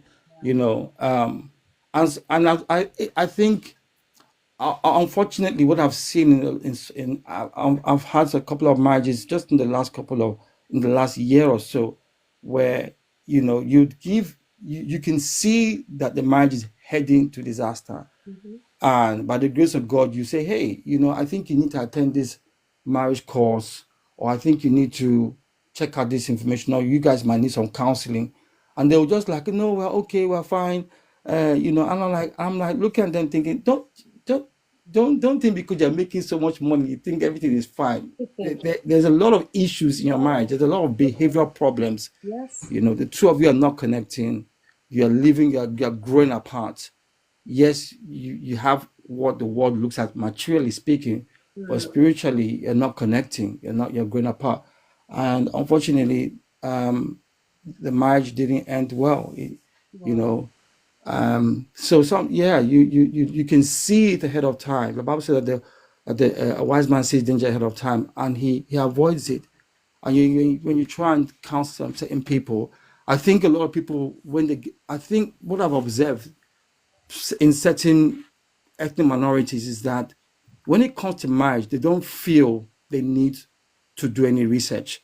They don't feel they need to do anything to improve their marriages. They You know, just husband and assume that, wife living together, what's the big deal? yeah, they just think that's it. And they don't think that that there are things that they can learn, they can actually go and get counseling for. Even therapy, some of them have got childhood issues that is Oh, working against them, and they're not actually understanding that that behavior is counterproductive in the marriage. But because they assume that the basics, oh, as long as I'm working, as long as I earn money, that's it. They feel that's everything, but their attitude is wrong. They have a lot of them. I've seen some of them have very cutting words, and I'm thinking, you won't say that to your colleague at work, but you come home and you say that to your wife. That is just so off. my And goodness. they don't seem to know that it's coming from somewhere. That it's a behavior they can actually overcome and learn. They can change that behavior, but they just feel, oh, I'm making lots of money. That's it. So yeah, it's unfortunate that certain people just feel there's nothing they can do, that we just have to manage it. And I'm like, no, you can. There's information, there's things you can do, you can learn, there's places you can go, you can be taught. There's a lot of things you can do today. You don't have to just stay in this ignorant zone. But unfortunately, that's what it is. Yeah. Oh, thank you. Well, whilst one or two of you were speaking, now I'll just say this. Couple of things came to mind. I'm trying to remember the third thing. The first thing, based on this people of faith, especially, is prayer without works is dead. That is in the Bible. Bible would not have mentioned works if it wasn't necessary. But we always ignore that and pray, pray, pray, pray, pray. But we don't do what we're supposed to do. And we keep praying, praying, praying, praying, and all of that. And that's why it's like we're just wasting our time, our energy, and all of that. So that works we need to do for that prayer to be effective, to now see result. We need to find it out and do it, pray, and then you'll see the success. So I'll leave that there. And then again, there was something I remembered, Leslie, while you were speaking. Yeah, this one is shout out to any man of faith, listening out there, especially pastors of churches. And you and I, you can bear me witness to this. I've been in strongly member of 3 different denominations in my lifetime, so to say. And I can tell you that for every 10 program organized for women, maybe 1.5 for men. especially in terms of marriage or whatever. You always hear women this, women that, women this, women, but you don't hear men program, men this, men. You're laughing over. Uh, I'm putting it out I there will, to I men. will give you another scenario now when you finish. Okay, so I'm putting this out there. For every women's program you organize in your church, make sure there's a man's program. Because 100%. you can't keep teaching and training these women and the men are neglected. It's like, I don't know how to put it. You're saving them and putting them back into that jungle. Thank you. It's Thank you. not fair. It's not ever gonna be balanced. It's never ever gonna be balanced. Sorry, there was many years back. I went to this couples retreat. It's couples now this time around. Even the couples one, I don't know. I barely hear such again. Couples training or couples program, not just women. I went to that training and there was this person that I thought I knew. But when the event got so heated up, this woman, she is, I don't know what came over her. God, she damned the fact that her husband was sitting next to her. She raised her hand, and the question she asked, everybody in the room said, "Ah, I don't want to go into details." Even I was shocked. And these people have been married at the time, maybe 11 or 12 years. This was years ago, I'm talking over a decade now. I just remembered when he was talking. You'll be amazed. Oh, some they'll say, all these women they're training the girl child, the girl this, the girl. What about the boys? What about the men? And that's why we still see even in church things are not balanced. I'm not even sorry to say because this is our reality. That's right. You're telling the women how to submit, how to love, how to do this, but nobody's telling the man how to love his wife sacrificially. How is that balanced? But I'm just putting that out there. If I remember the third thing, I will just interject at some point. But otherwise, thank you Okay. so much for that. Can I chip in something? Okay, quickly, sir. Thank you. Yeah, my dear brother, is it Leslie? Yeah, I Leslie. I believe in the efficacy of prayer. I'm not saying prayer doesn't work. Prayer works wonders. But there are certain things we need to do that prayer will not do for us. That's what I just said in my first something. This is Oh, another scenario. Let me tell you this. I witnessed this too back in Nigeria. This couple just have a baby, very young, and a sister-in-law came to live with them, you know. And this sister-in-law used, only God know what he used to mop the floor, that gave this little baby,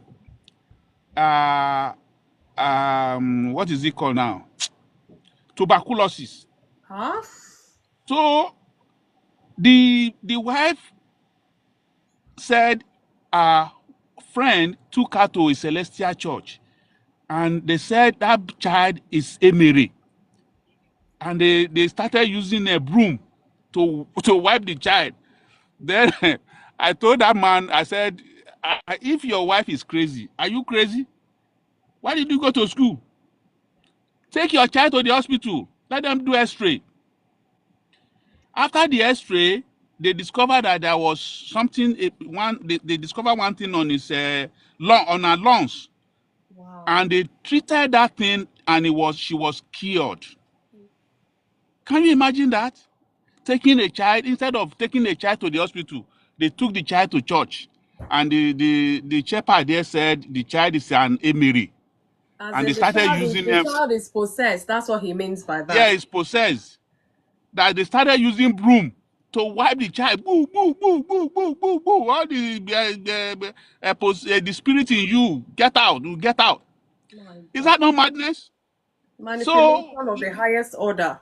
yeah, let husband and wife cooperate with each other, listen to each other. You know, go for counseling, go for consultation, ask people questions. Everything is not prayer. I'm telling you, I believe in prayer. I believe much in prayer and the efficacy of prayer. But there are certain things we need to do. Either go into research, listen to each other, you know, consult people who are experienced Leslie, to keep keep the information. marriage going. Yeah. So that's what I'm saying, you know, that's another scenario. this marriage thing is a lifetime experience. There are certain things that will crop up left and right from both family, from both husband and wife, that we need a lot of prayer and a lot of experience, wisdom to get out of. Thank you. I will stop here for now.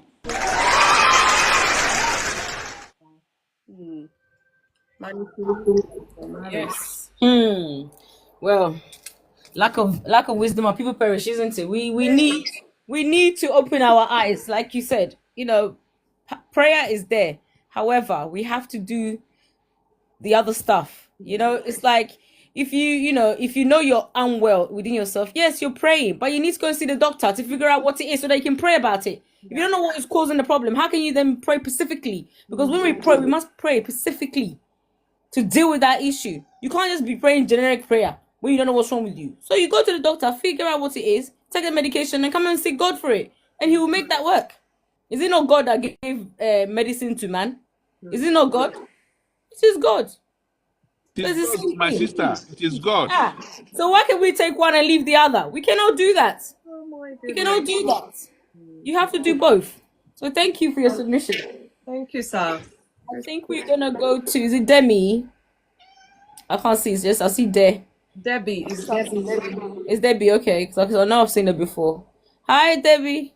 Good evening. Debbie, are you there? There you are. Okay. I'm still working. You are not living, Nana. You're working. Yeah. Can you speak? I'm just rounding up. Okay, don't worry. All right. You okay. round up. Yeah. It's okay. It's okay. Okay. All right. Good evening, everyone. Or maybe I should wait for somebody else to talk because No, I think Yeah, because you got up already, so you may as well. Come okay. Because I came in late, can you help me with the? You said this manipulation. Our question. The topic is manipulations in marriage. Yeah, and I've given my talk, and people have said one or two things. But the question for today, maybe that can help you. Should manipulation be justified in a marriage relationship for whatever reason? I'm not married though. But what is your take? These are Okay. general talks. You can contribute as well. It doesn't matter if you're married or not. Okay, I can use any form of relationship to talk then. Yeah, you can. I mean, as long as the relationship. Okay, I would say, in my opinion, in any kind of relationship, manipulation should not be. It shouldn't be something that we should be hearing, especially if we call ourselves children of God. Wow. I always use children of God as the backup for everything I say because I believe every one of us here are Christian and we read our Bible. Even if we're not, we're still children of God. And even if we are not, you are right, we are still children of God. Manipulation to me, before it gets to level of marriage. Somebody said we should speak for ourselves, so. Sorry, ma. No, wait. I understand. Sorry, Debbie. TJ is. I know. I get what he's trying to. I don't know if she's I should speak for myself that I'm a child of God. Sorry, we are all God's children. Whether we acknowledge Him as our Father, that's a different thing. So let's carry on. Okay. Like I was saying, before we get to level of marriage, I believe manipulation is like should I say a behavioral thing or an habit that somebody have, maybe sometimes even from childhood, maybe from background or how they grow up, I don't know. But if the person, before you can be manipulated, guys, there's some tapping, please. Let's keep tapping, please. There'll be something in you that attracts you to that person that manipulates you. That's one thing. And for the person that is manipulative,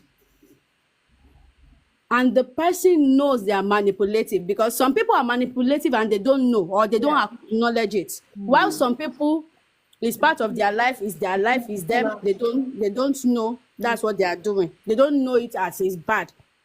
So for the ones that intentionally do it, and you intentionally married somebody's son or somebody's daughter, I don't know the prayer to pray for you, but God will forgive you, because it's true. Amen. Because manipulation is at least manipulate. Simple definition of manipulation is you know what is good, you know what is wrong, but you, because you want to prove right, or you want to feel good or something like that, you talk the other party into it, even when they don't want to do it. You stand on their neck till they do it. Hello sir, hello ma.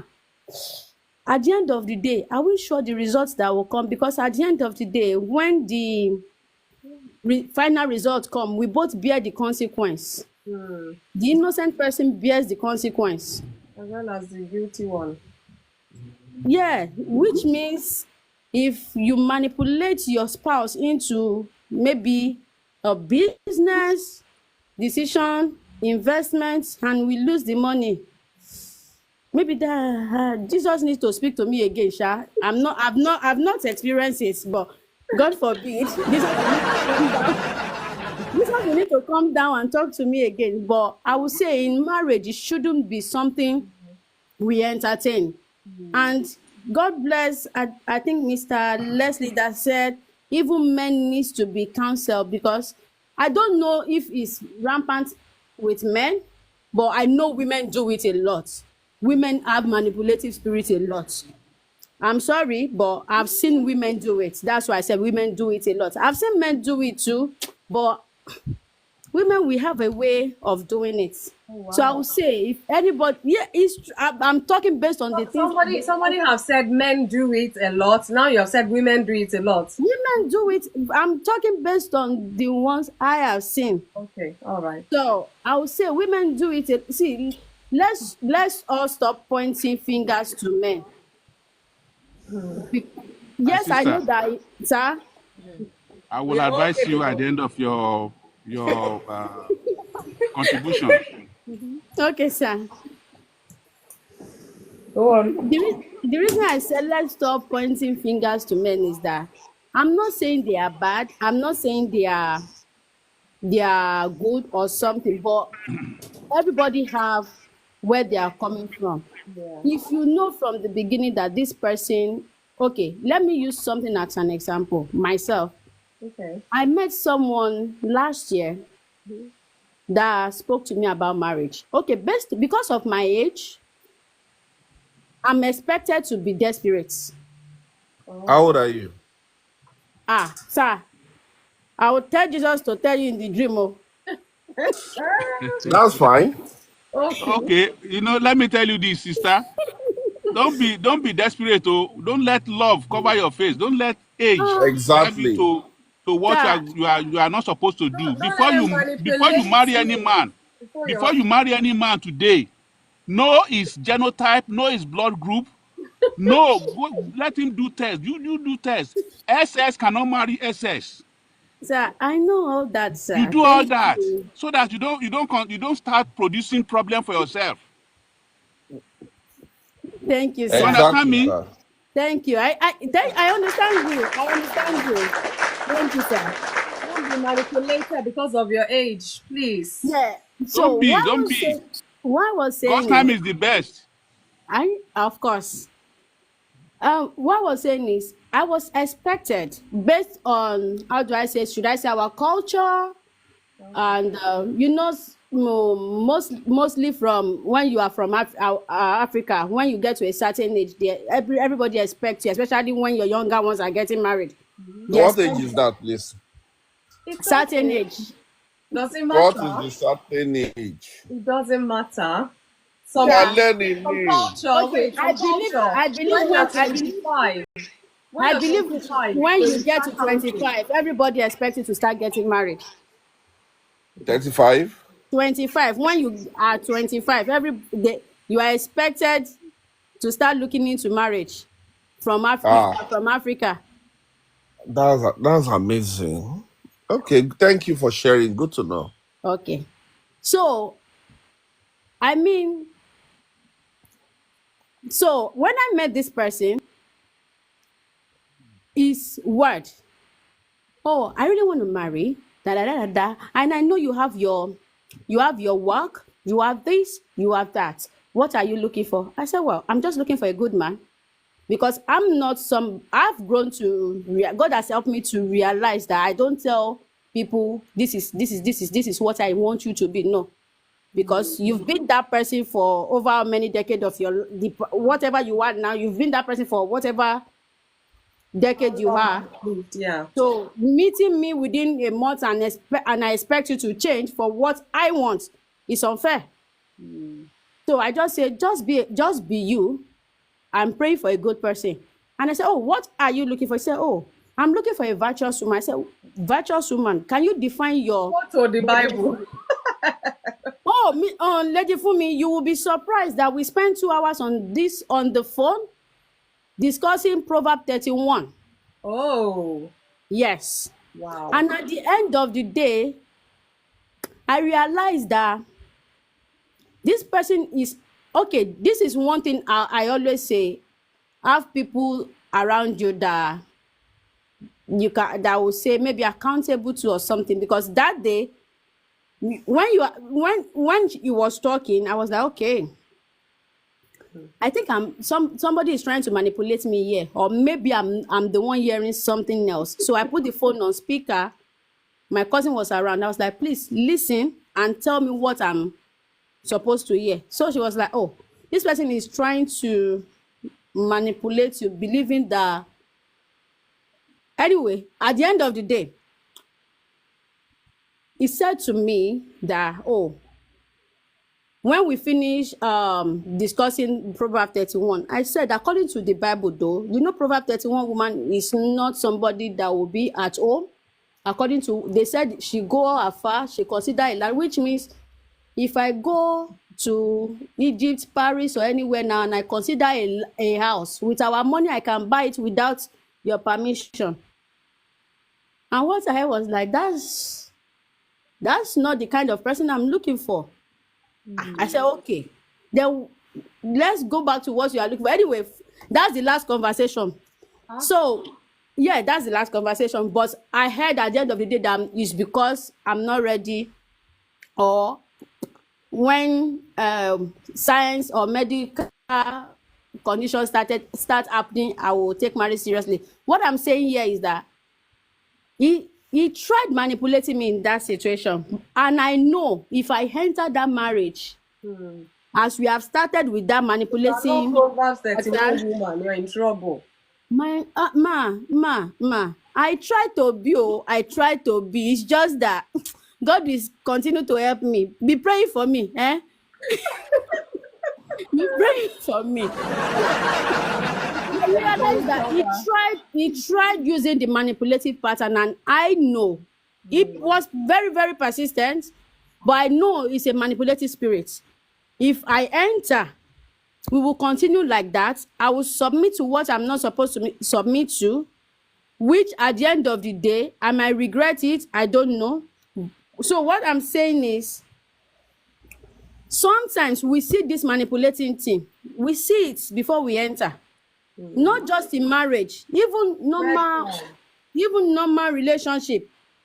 Yeah. We see it, but we chose because for some reason, maybe we crave for people, you want the relationship or something like that. We go for it. At the end of the day, it doesn't end well. So please, for anybody that has been there before, I'm sorry. May God heal your heart. And like Mr. Leslie said, not just women that need all this. I don't even go anymore, because sometimes it's the same lecture you hear every day. You don't talk to the men. You will gather all the single ladies in church together, but the men are not available. Wow. So you teach me to be Esther, but you are not teaching them to be the king. You teach me to be Ruth, you are not teaching them to be the Boaz. How are we balancing it? So I think when it comes to, for not just manipulation anyways, for every other behavior that we need to work on, not just women that needs to be talked to, both the men and the women. So that's my own. So in marriage or in any form of relationship, no, manipulation should not be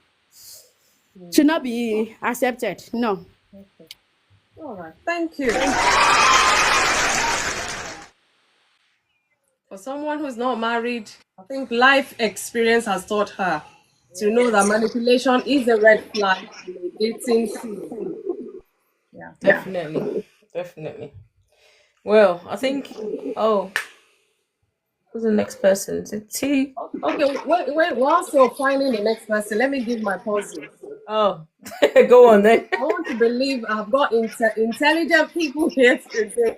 Intelligent people in the house. Where This are one is you? very easy. My puzzle for today, before we go again, is people buy me to eat, but they never eat me. What am I? Hey, people buy you to eat, but they never eat you. What am I? That is the puzzle. So, yeah, we can carry on, but I want to think about it. If you're in the box and you know the answer already, just tell us. Yes, if you know the answer, unmute. Shout it out. Shout it out. I've got no idea. Okay. Hey, Someone got it? hey. That's not my own answer, TJ. That's not my answer. But Oh, okay. hey, Getting warmer. hey, I'll just give you two ice creams. That's not my answer, but okay, That's a good one, though, isn't it? That is a good one. okay, that's the one I'm looking for, Leslie. Thank you. What's the answer? I want to learn. What's the answer? The answer is plates. Plates. Yes. Leslie got it right. So Plate. I think you got help. You got help. so yeah, That TJ was helping him. I'll sort both of them out. Don't worry. So Got there's it. A one plate, thank like you. a dishes. Ah, Oh. it's been solved already now. Please, It's not too one of late. good things. Go and sleep, sir. It's all right. Next week you try again. All right. TJ, are you free to speak? Hi. Good evening. I come in peace. So Stop I creating like so that. much problem there. Good decoration. I come in peace. You got your white flag I up. come in peace. Me, I accept the peace. So I don't know about anybody else. I accept the peace. So very interesting conversation. My perspective is that manipulation is a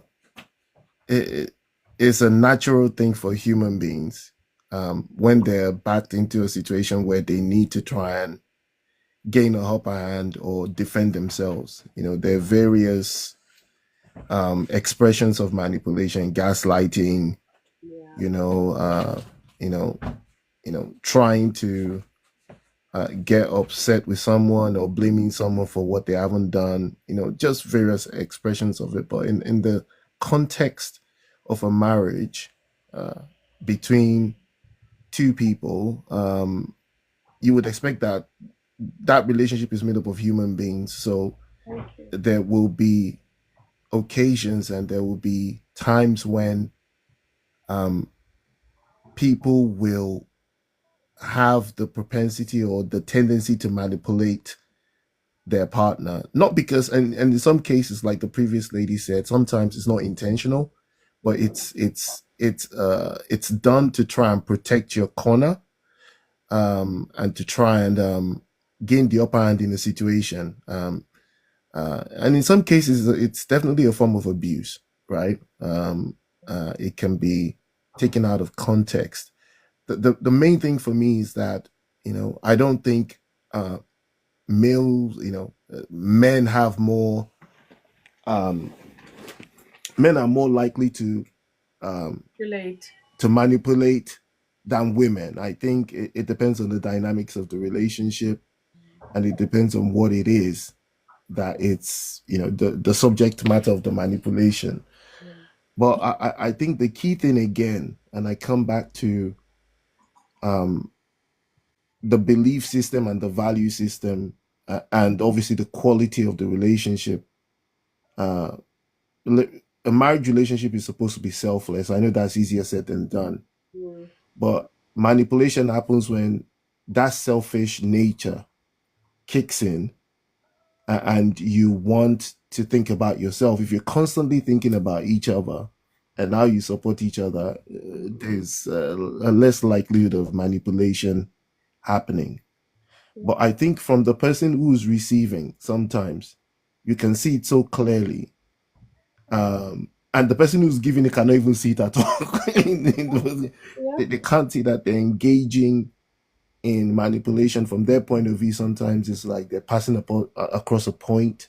They're trying to make, they're being assertive about their own beliefs in a particular situation.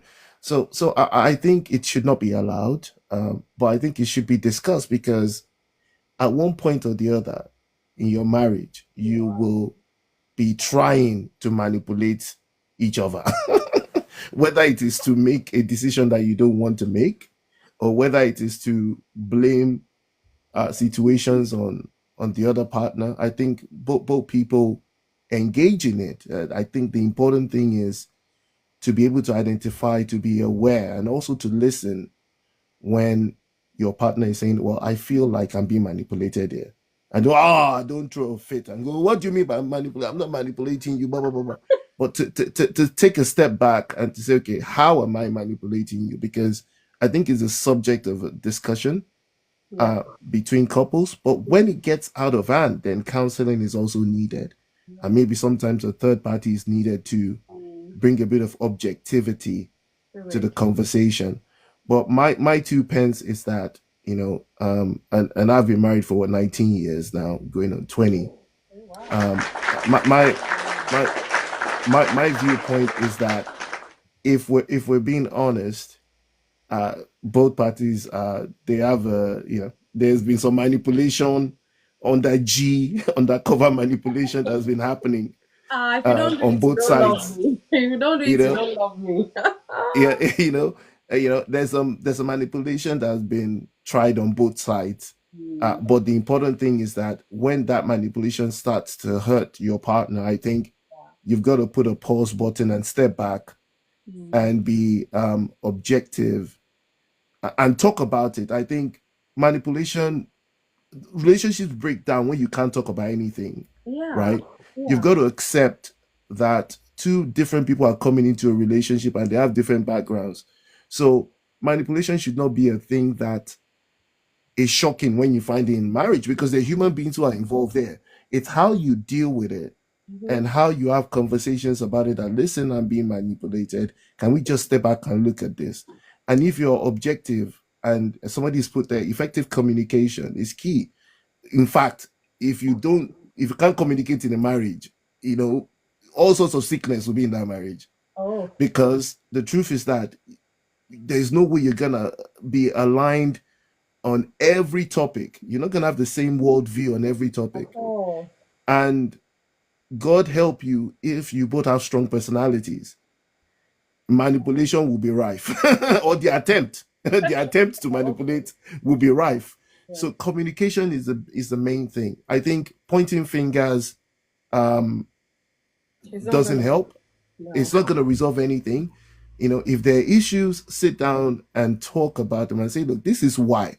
And again, effective communication is quite key, because if I say you are manipulating me, I'm putting you in a position where you have to be defensive because I've already accused you.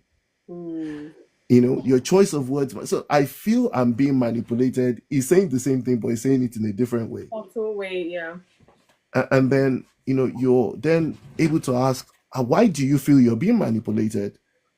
And then you explain. And then maybe you can then have a conversation from there on.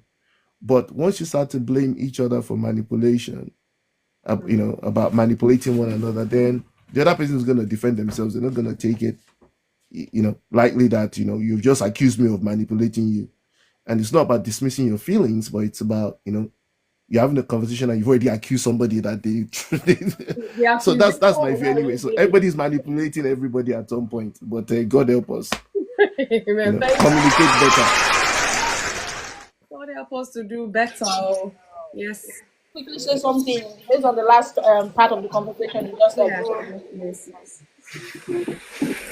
Go on. Yeah. He said that sometimes how we say the word is the reason why people become so defensive. What if you don't have the right English to put the words, but you just said the word actually to say, oh, you are manipulating me? Isn't the other person supposed to understand the person's feelings to say, it doesn't matter how it comes out, for the fact that the person is able to say how he's feeling, I think that I should be agree. taken into account. No, I agree. But also remember that you're dealing with somebody who is not the person is a human being like you. They're not perfect.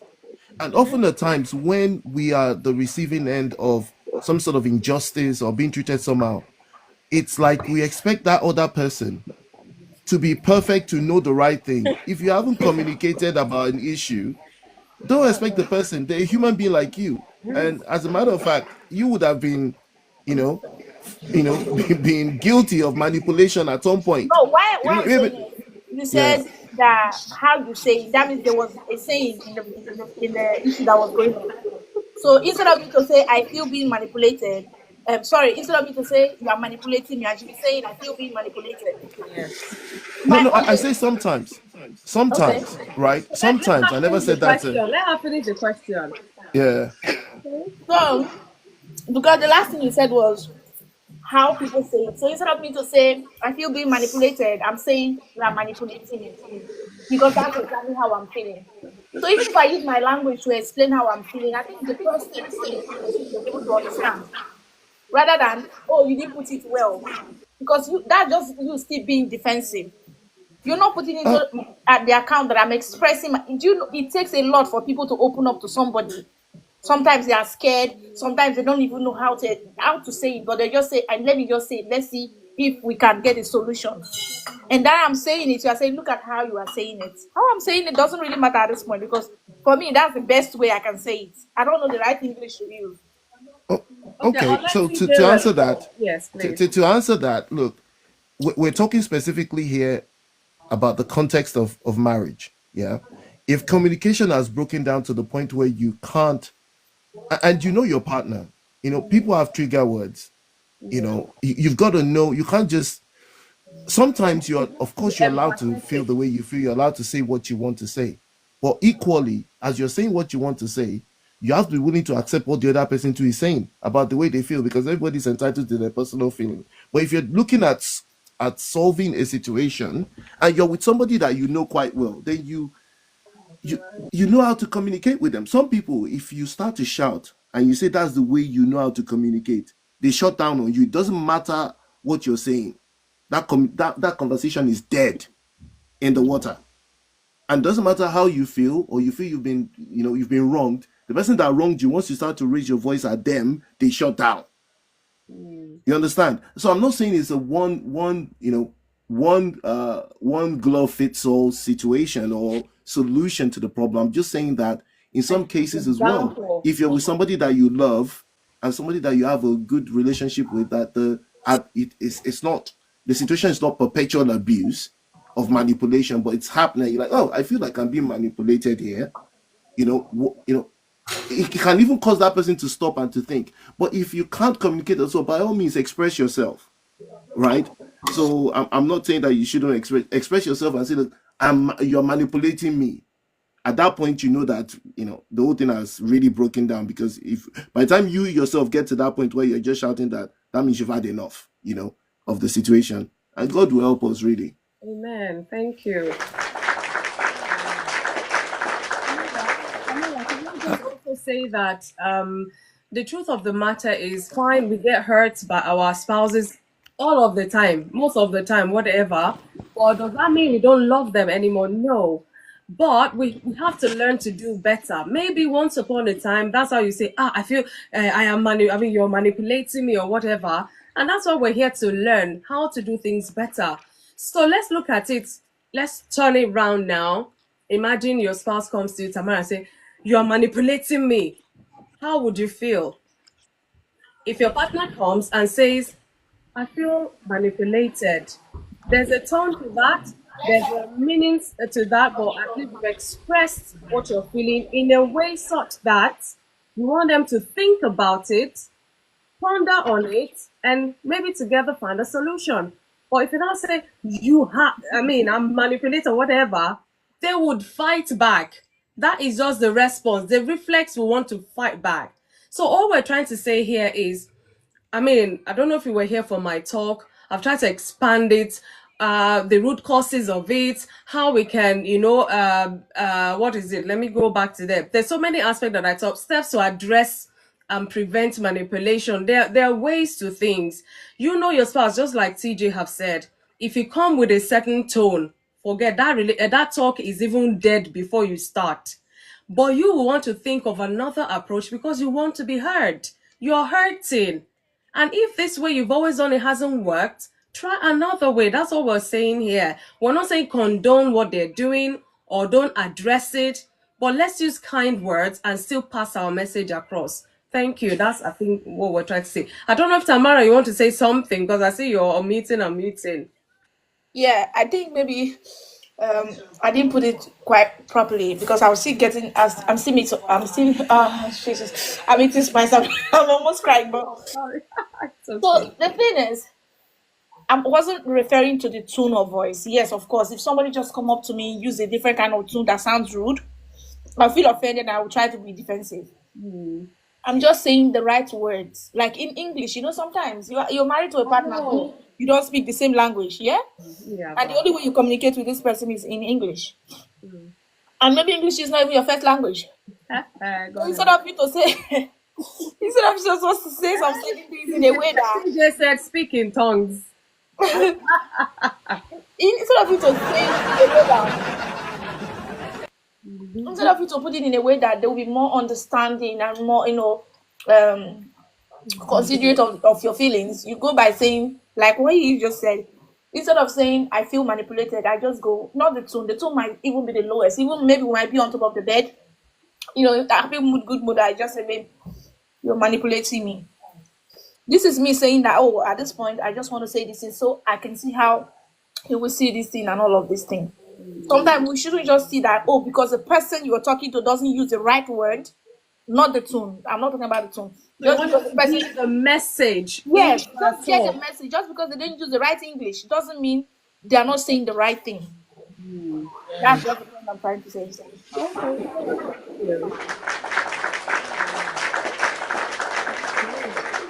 I don't know if Ayo is ready to speak. Yeah. Are you there? Might not be. Well, if anyone else has got any contribution. Yeah, I wanted to just say something because I think TJ hit good mind here.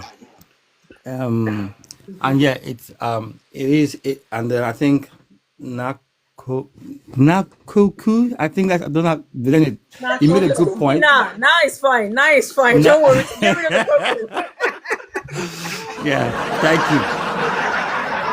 I remember, and it's so true. It takes practice. It takes a lot of work, and it also takes some counseling for that area because people, that tone in marriage, it really does matter, and it does help if you learn how to communicate more effectively, and especially me being Nigerian and also in boarding school, it really that dynamic changed my marriage. So maybe it's just like 10 years into our marriage, and I remember my wife was like, "You just loud.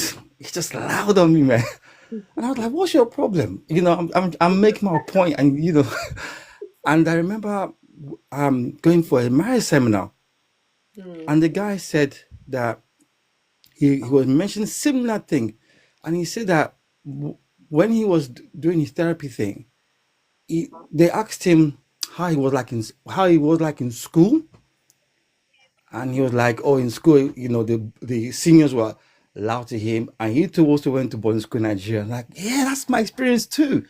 And they told him he needs to know that when he's talking to his wife, he's no longer at school anymore. and when he was saying this, it was just dawning on me. It was clicking on me. Wow, that's what's happening to me. And just hearing that, I said, I've got to I have to unlearn this behavior. And I have to start learning that when I'm talking to her, I'm not talking to another student. I'm not a senior in school anymore. I'm not a junior in school. I'm dealing with my wife, and I need to understand how she communicates. And that was in my seminar. It took a while, but once I became aware of it, Yeah, you're I conscious. began to work on it. And today now, if we do have a disagreement, it's maybe 5-10 minutes. well, we're like, yeah, no, another time we'll deal with it. No, those loud bursts, everything. I can't remember when we last had one. Maybe 4 or 5 years now. But I remember it took a while. I remember the game changer was in that seminar when the guy was relating the experience and what he did to get over that situation. And I remember that was the exact same thing I was dealing with. So yeah, it's the information. It's very important to put yourself where you are learning, but it takes practice. Don't beat yourself up. It's going to take, once you become aware of Yeah, it that's and you're that's willing to do something about it, you are on the way to recovery, and it gets better from there. So that's all I want to encourage people. So the tone matters in marriage, and once you get better at communicating, I tell you, it takes your marriage enjoyment just that much more. And I mean it.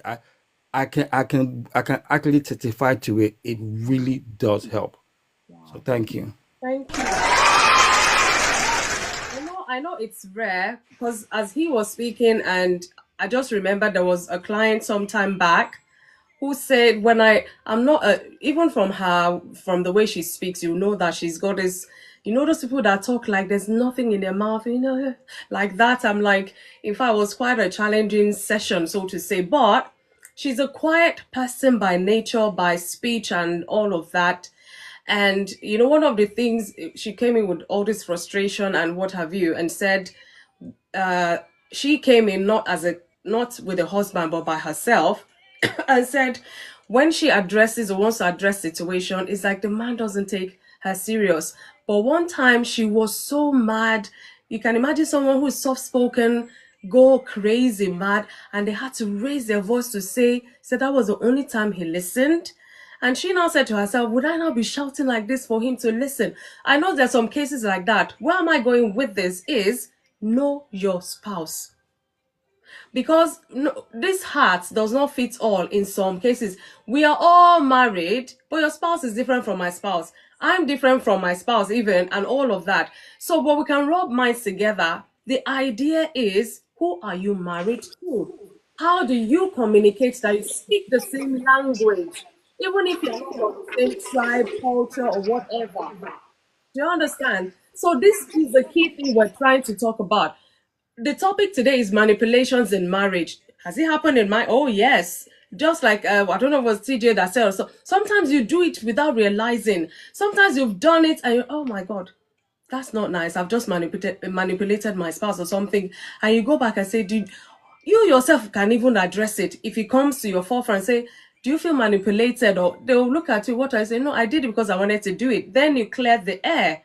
So these things, it depends on who you are married to. But we need some basic rules to guide us. If you just hit him hard, this is it, and you know they shut down already before you even carry on. Try to change the approach because you want to be heard still. You have to help your spouse to help you. I don't know if I'm making sense. So, because the bottom line is you're in that marriage relationship, and some things, if you don't know how to address, it will be there for years and years and years. And they're not big things, they're little things that have turned to big things because maybe you don't know how to address it, or you've always addressed it this way, and they will always come defensive. So if it hasn't helped all these years, try a different approach. And that's that to that. So thank you so much. Thank you for adding to it, Leslie. I think that's about everyone in the box. Or yeah.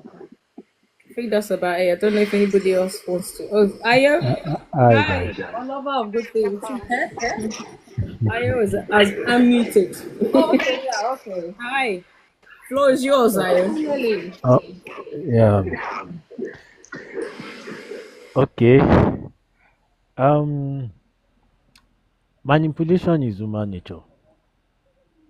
It's something that is actually it's in our gene to manipulate, and it's also in our gene to want to get manipulated, whether we are conscious of it or we are not. You know, Really? I was asking someone a question one day, like, we live in a world where people really don't want us to say the truth, and you figure out like some of the time you are not being truthful because you don't want someone to think you are rude, you don't want someone to think you are arrogant, or because people interpret it in so many ways. Now, if I lie to you now, who is at fault? Is it me that lied, or you that doesn't want to hear the truth? There's no way someone can be manipulated without you giving permission to the person to manipulate you.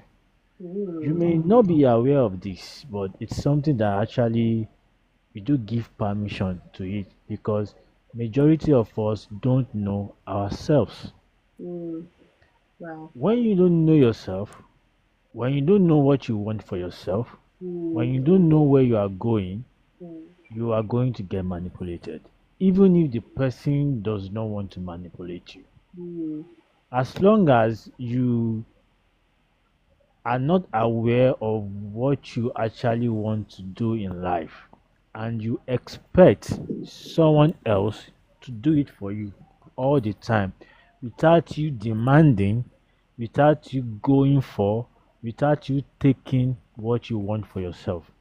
Expecting someone somewhere will just come and make your life easy for you, we just come and give you everything you want. It's actually a easy way out we usually used to find, and that's the reason why religion is a powerful manipulation tool, because many of us know we like the idea that there is something somewhere, there is someone somewhere, there is an idea somewhere that is going to fix our life for us. And it's the moment when we are actually looking up to something outside of us. Anybody can decide to pick up that as a tool to actually use it to penetrate into us, because we don't know that whatever we are looking for outside is deep inside of us. Only if we just take control of our own life ourselves.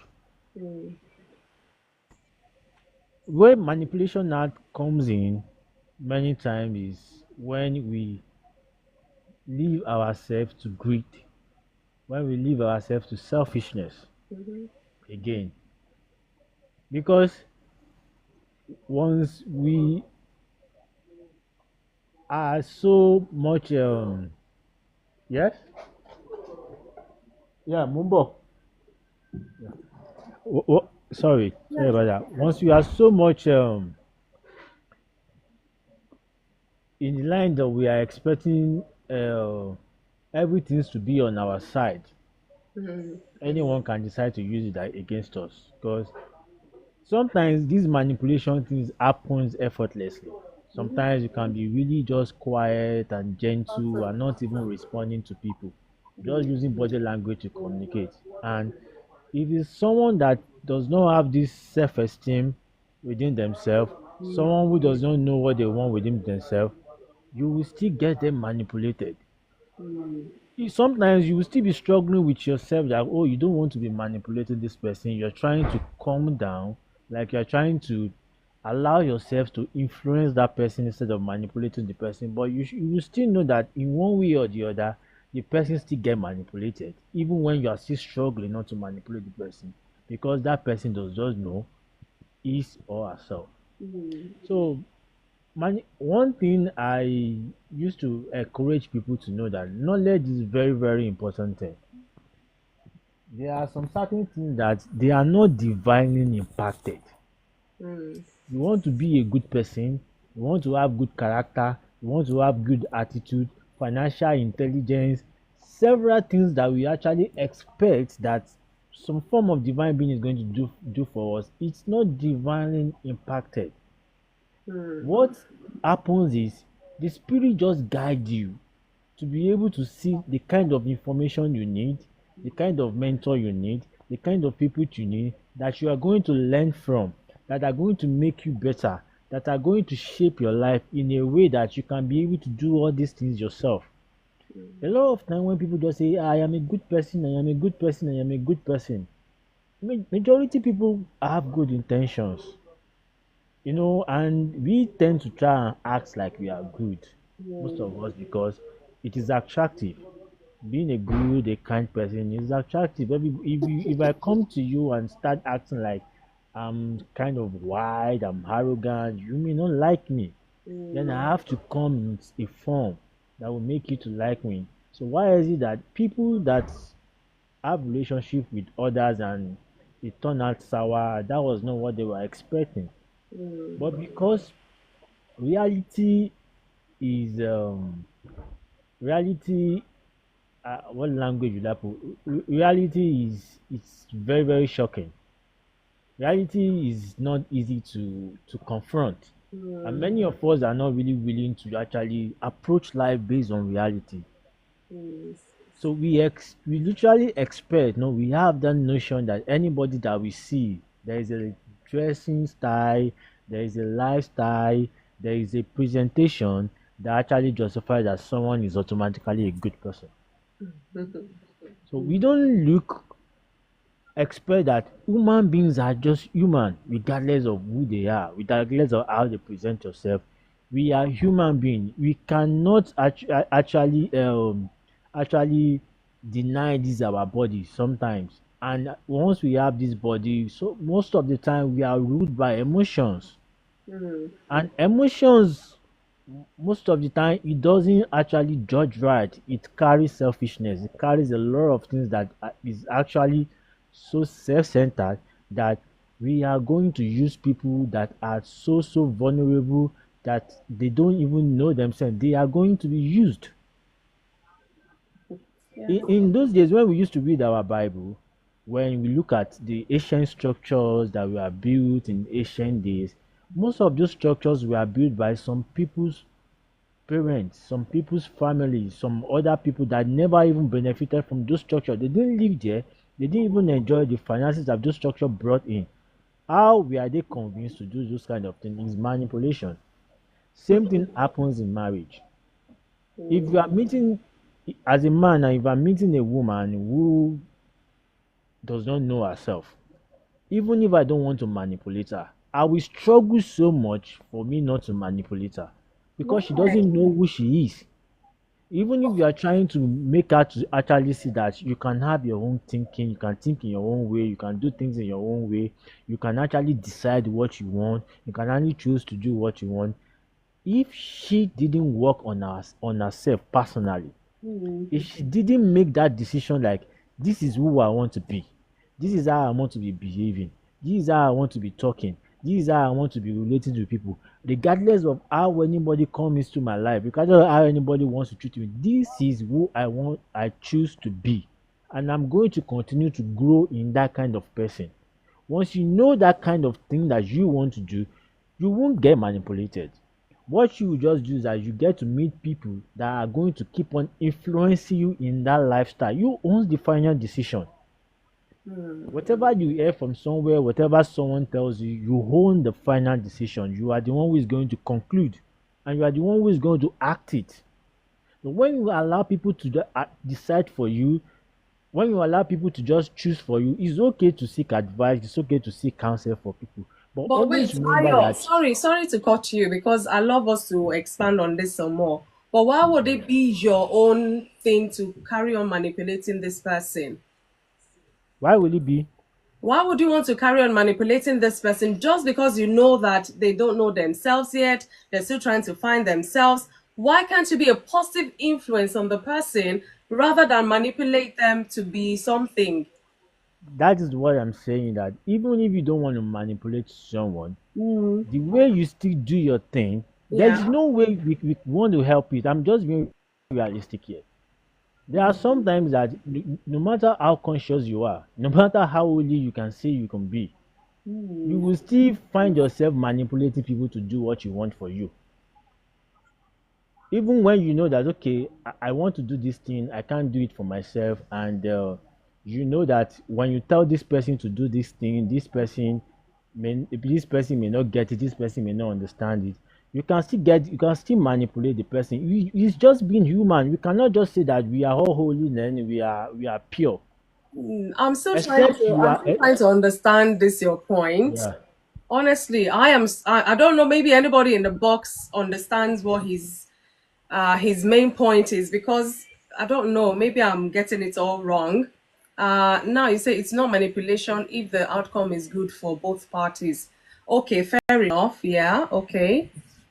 Because I wouldn't want to. Why would I want to manipulate somebody to do something for me? Is it I ask you if you can sleep, yes or no? I look for somebody else and they say no. Or I keep looking for somebody else who can help.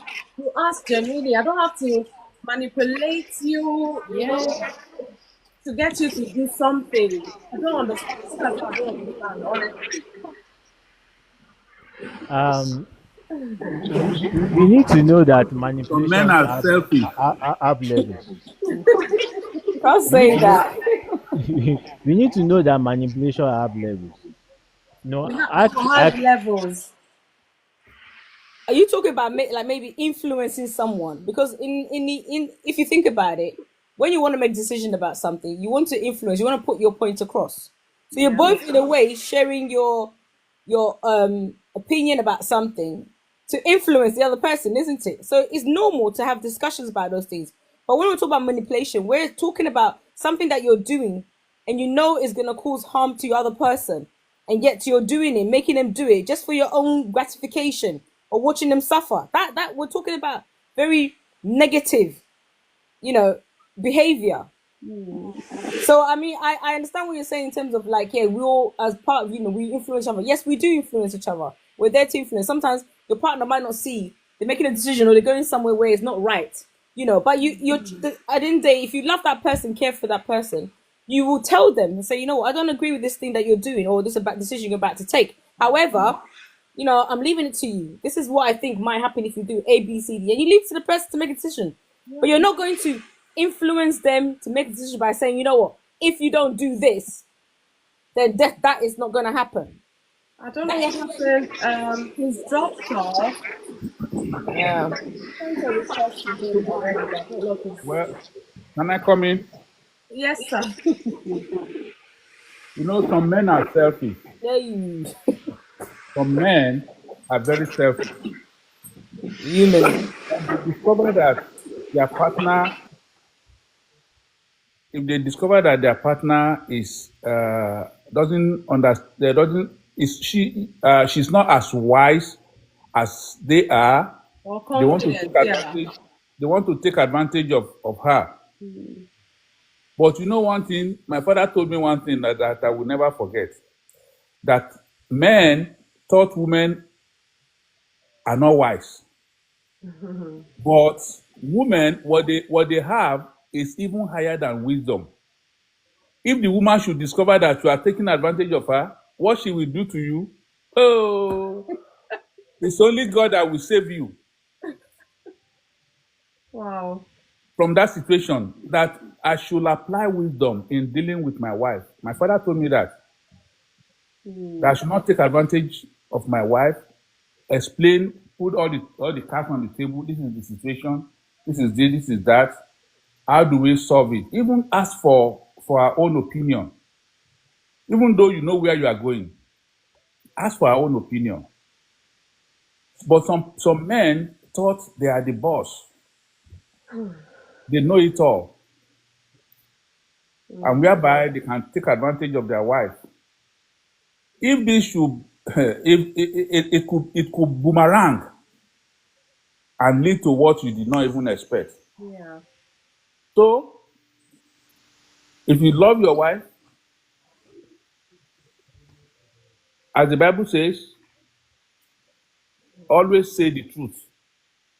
Yeah. Always say the What? truth. No matter what. No matter what. say the truth, stand by the truth. At the end of it all, both parties will laugh and enjoy the marriage. So, I mean, there's an adage that says a wise person is always willing to learn, to listen and learn from a fool. A fool that he knows this is a fool. A wise person is always willing to listen and learn from a fool. So let us, learn from each other. Let us the arrogance in us. Let's take it off. Because I'm the head of the family. Whatever I say in this house must stand. I'm the general. I'm the general overseer. Or I'm the. Oh, you see what we're saying? Those are subtle manipulations. Even some Christians use the Bible to manipulate each other, I'm telling you. So this thing is not new. It's not just happening now. It's always been. And that's why I said, let's talk about it here. Because there's another thing I've been trying to find him. He's not even here. I don't know whether the thing dropped him off or he dropped off. You know, even if somebody doesn't want to hear the truth, does not mean you shouldn't say the truth. Because this is a manipulation we're trying to address. If you manipulate them and they now find out later, that might be the end of that relationship. I know we're talking about marriage, but even other aspects of our lives. Can't imagine I have a friend and manipulating them to do what I want all the time. One day they will turn and fight me, and I will not like it. See? So why would we want to do that? Even if you say, okay, all people are manipulative by nature, okay, fair enough. Where does that line, where does it stop? Where do we stop? So because we're manipulative in nature, we should just carry on. Manipulation is not a good thing, period. That was the point I was going to make. That sometimes what we're calling human nature, well, it's human nature, but God called it sin nature for a reason. It's a nature. It's a nature, but it's sinful. Yeah. And so God didn't say because it's in our human nature, oh, we should justify it. No, he says no. We can manage it. We can overcome it. He told Cain, he said, sin is knocking at your door, but you can do something about it. And that's the same thing he tells to every human being, whether you're born again or not. We can do something. We can do something about it. We're not, we're not ruled by our nature. We because God created us in His image. So there's an image of God in all that we can choose to still do the right thing. We can't. I hear this a lot. Oh, it's human nature. Yes, human nature, but we're not all acting out on every impulsive nature that's in our human body. No, we're not. Sorry, Leslie, every human has the ability, capacity to do evil and good. But what you choose to do differentiates you. If you're doing evil all the time, if I'm just meeting you, I don't know, you keep doing evil. Sometimes my eyes will open and I'll run from you. But if I meet you and you're doing good, I will bring you closer. I mean. Yeah, and we're talking about that. Deceive some people sometimes. You cannot deceive all the people all the time. No, all the time. Yes. No. At some point, you will meet somebody who they might give you backhand because you think you've been getting away with it. So it's your nature, it's human nature. I can choose to live a manipulative life, but is that a good life to live? And we're hearing the story right now of that in France. I don't know if you've heard of the woman whose husband did horrific things with his wife, drugged her and everything. But it has come out to the light now, and then it's now a big court case. And but for many years she didn't know her husband was drugging her and allowing people to do horrific things with his wife's body. But it has finally come out now, and it is now news. Though it is a news that even the woman said she did not want to remain anonymous. She actually said she wants the world to know so that they can see what has happened, so that it will not happen again. So even if you say, someone can be manipulated, you don't have to manipulate them. You're not under any obligation you're not under any impulsive obligation to manipulate anybody. I mean, you can choose to say, you know what, help them, or just don't be in their life, or leave them to it. or leave them. That's what I'm saying. But to say that because it's human nature, we have to. No, I'm sorry, I don't buy that. We're not under any obligation to manipulate anybody. There's no obligation whatsoever. You know, I think we have to. you can get away for so long. One day the truth will come out. I'll tell you quickly. I'm sorry to cut you. I'll tell you quickly of this film that I watched. I'm saying that now. I'm like, it's somebody's reality. This couple got married. Yeah, they got married, and for years and years, no child. But the husband knew something was wrong with him. I don't know, but that's the story in the storyline. Something was wrong with him. He can't have children. He knew that when he was in school. He found out, he knew. And this woman did not know they got married. And they were trying, the way relatives will come from his side and be threatening this woman. If you don't, by next year, this time, you don't carry baby, and they keep threatening her and she will pray, cry. And then one day she said, my dear husband, let's go to doctor. They had a family doctor. Let's go to doctor and find out maybe something is wrong so we'll know what to do. The man initially said, no, we're good. Look at me, I'm strong. You know the way these things. And then after a while, she left the husband. She went to do tests and the test came back. She's okay. In fact, she's very fertile. At the end of the day, she persuaded this man, let's just go to see, maybe you need to take something or whatever. The man went. Apparently, he is a family doctor. He himself and the doctor, they knew about this thing. They planned. And they went there. They did fake results. He came out like, he too is okay and all of that. For almost 5 years, nothing. And then guess what? This man, his family would not even let them rest. He now planned with his friend, his best friend. He said, my wife in the evening, she likes to serve dinner with wine, da da da. I will draw that when she sleeps, I'll take her to the room. You will come in and sleep with her. Imagine they bore 3 children like that. She said, in fact, when she was crying later, she said, no wonder when she wakes up, she's always feeling funny. And the man will now say, don't you remember we had good time yesterday? But she could not remember anything because she was drugged. Wow. She's always feeling funny. 3 children. And how did this thing come out? One day, one of the child collapsed in the school. They rushed the child to the hospital. They now said, we need blood. They'll call father, call mother. That was when the whole thing came out. Wow. Only manipulate for so long. They now found out that all of the 3 children is for the friend. Thank you for science. Thank God for science. The DNA is there. There is nothing good that will come out of manipulation, no matter how long you get away with it. And it strikes back so hard. We have to be careful. Yeah. And that's why we're talking about these things. The man is a loser now. He's the loser. I mean, he has no right over those children. Oh. He planned it, he manipulated the wife and did all that. How can you say you love this woman? I'd rather be barren than for that to happen. It's amazing what people do. Because you and I know that it's not every couple that are Christians. Some, even one is Christian, one is not. But they're in a marriage relationship. That shouldn't be the end of that marriage. But let us talk about these things. Whether you're Christian, Muslim, pagan, these things will happen in your relationship. Or should it happen? No, that's what we're saying. Manipulation is not a good word. It's not a good thing. Encouragement, influencing, even influencing, encouraging, there's negative and there's positive. You have to pick the good, positive one. So we need to be careful. How are we rubbing off on the weak people around us? Are we manipulating them? That man will even pay with his life if it is in America. Because the woman will say, what?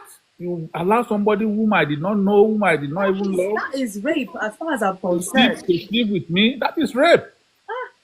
And the man will go to jail with his life. The woman can go and buy gun and just blow his head off. And look at you, think you've gotten away with it. 3 children, 3 nations, for crying out loud. But it is Did she go with her children? No. I mean, the story, like, it's been long I watched it, but when Leslie was speaking, that was the story that came to mind. But of course, both of them will go to jail. There's no doubt. Plus the person that slept with, plus the husband, they will go to jail. Because that's a violation of, I mean. While you were talking, similar story came to my mind. Similar story. this lady, she, God have mercy on me. The man was here in UK. She was in Nigeria. So the man went home to marry her. She was 19, if I'm right, when they married her. Oh, thank you. She didn't know that. So basically, she couldn't. Based on where she grew up, she didn't really go to school. So she didn't know she knew the man is SS, but she's AA, but she didn't know combined with his SS were a lot of illness until she got him. They married her off, then she moved here with him, treating him. He's sick. They will go to the hospital. He have what do they call sore on one of his leg. She treats it. You know when somebody wash the sore, like, I'm sorry if, but this is where I'm going. This man have infertility issue. And every result, in this country, UK, regardless that we are a couple, if I didn't permit the doctor, they can't share my your health, whatever, my confidentiality. partner. Yeah. They can't share it. They call it HIPAA. Sir? They call it HIPAA in healthcare. HIPAA. HIPA. Oh, HIPAA. Okay. So she If didn't know. if you don't grant your consent, no doctor will share it.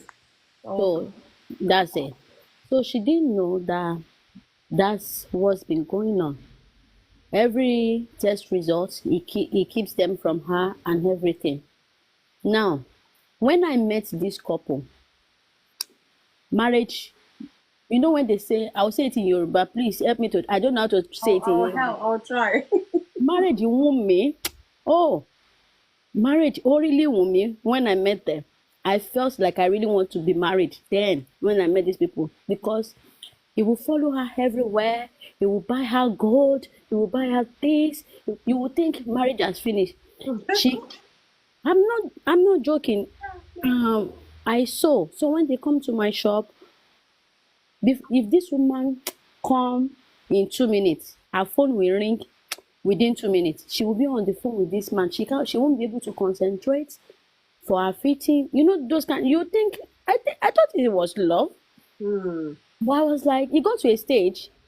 I was like, this is no more love. This is becoming more or less like obsession. Yeah. Something. It got like some people, if you see them from outside, you'll be envious of their marriage. Anyway, let me cut the story short. This woman, when she realized that something is not balanced, they've tried everything medically, prayer, traditionally, and everything. They are Muslims. Okay. Nothing is working. Nothing works. She had done all the tests in this life. They've tried IVF. Now, this is where the problem is. When they tried IVF, according to her, doctor advised that they use someone else's another man's. That's where she started thinking something is not balanced. Oh, wow. But the man refused. So it was a case of, we would rather not have instead of you having. But she still didn't find out until few years ago. Now, after 20 years of that marriage, Oh my goodness. that's when she saw. The man was in the hospital. She was clearing the house. So she already accepted her fate. She was clearing the house. That's when she saw all the results, all the medical results. They said I don't know, I'm not a medical person. They said when it's low, they can still have children, but this one is not under low. This one is under. That's when she saw. That's when she saw They everything. can correct it, my sister. They can correct it. And No, they can still I have don't baby. think this one is under correctable, sir. they can correct it. I will tell the one I mentioned earlier on.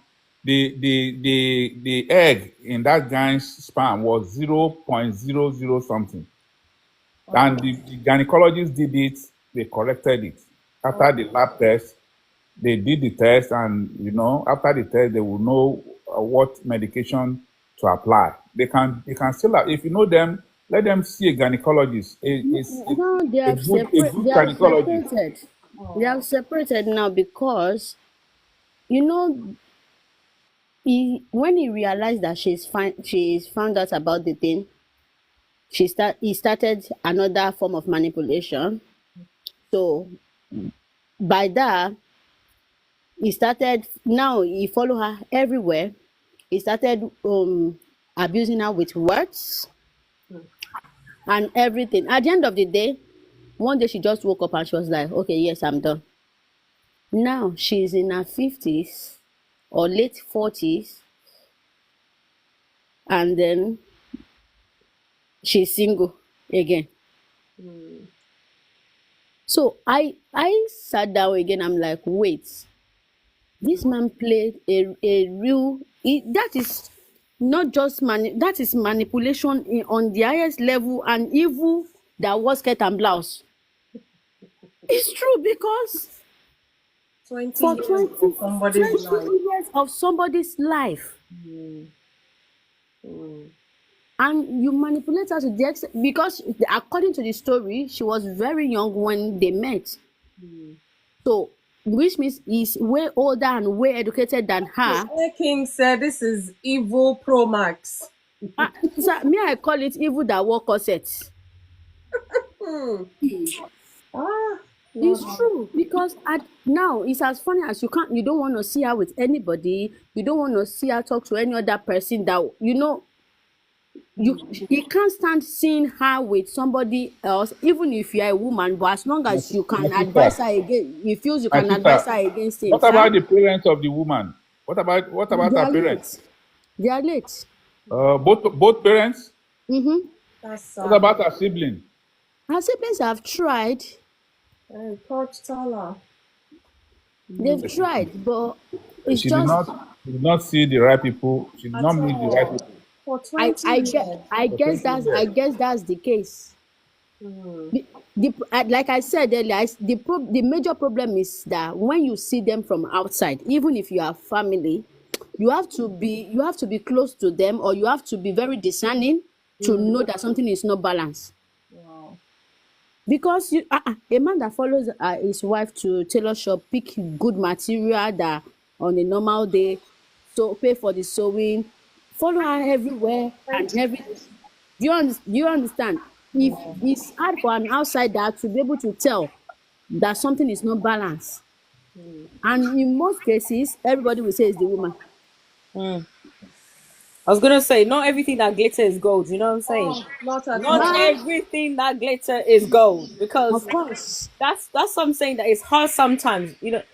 How that woman? I'm thinking, you're with this man. You will never believe that he will do such evilness to you, because maybe I said somebody that will is not take her to Dubai, take her to everywhere. Every anniversary there's one vacation, and there will be he will even change her ring, upgrade her ring. Well, he knows what he's doing. He's paying for his sin. The manipulation we're talking about. He's paying for it because he knows what he's doing to her, and that's why he feels guilty enough, and he's doing that. You see?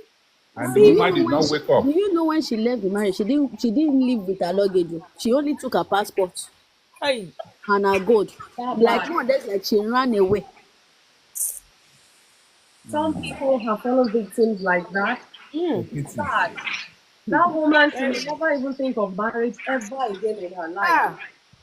Well, if she can still adopt a child, Of course, there's so many options, but because of the trauma, because of the shock. But sir, there is a lot of trauma going on that she will need to heal from. She will need to. Before she can take in even be in any relationship, or because I don't know if I have patience for that. My goodness, there's so many stories we can tell. solid years. Well, it's okay. Thank you. the grace of God to forgive somebody for doing that, because honestly, I'm just putting myself in that situation. I mean, Hearing wow. that alone, we're traumatized. Let alone the Wow, I'm person. telling you, I'm traumatized right now. I'm like, wow. My Like, goodness. what would I do? This is where the So, counselor needs counseling. Exactly.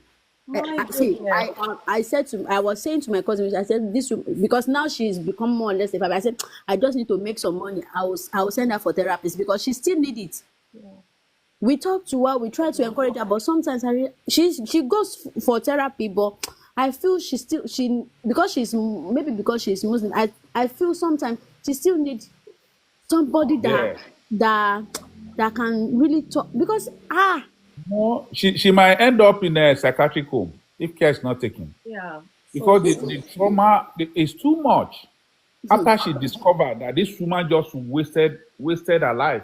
now, do you know No, that there are some people. after she left, this man will go to her workplace. Now, let me tell you, when she was with him, every work she does is in control of her account.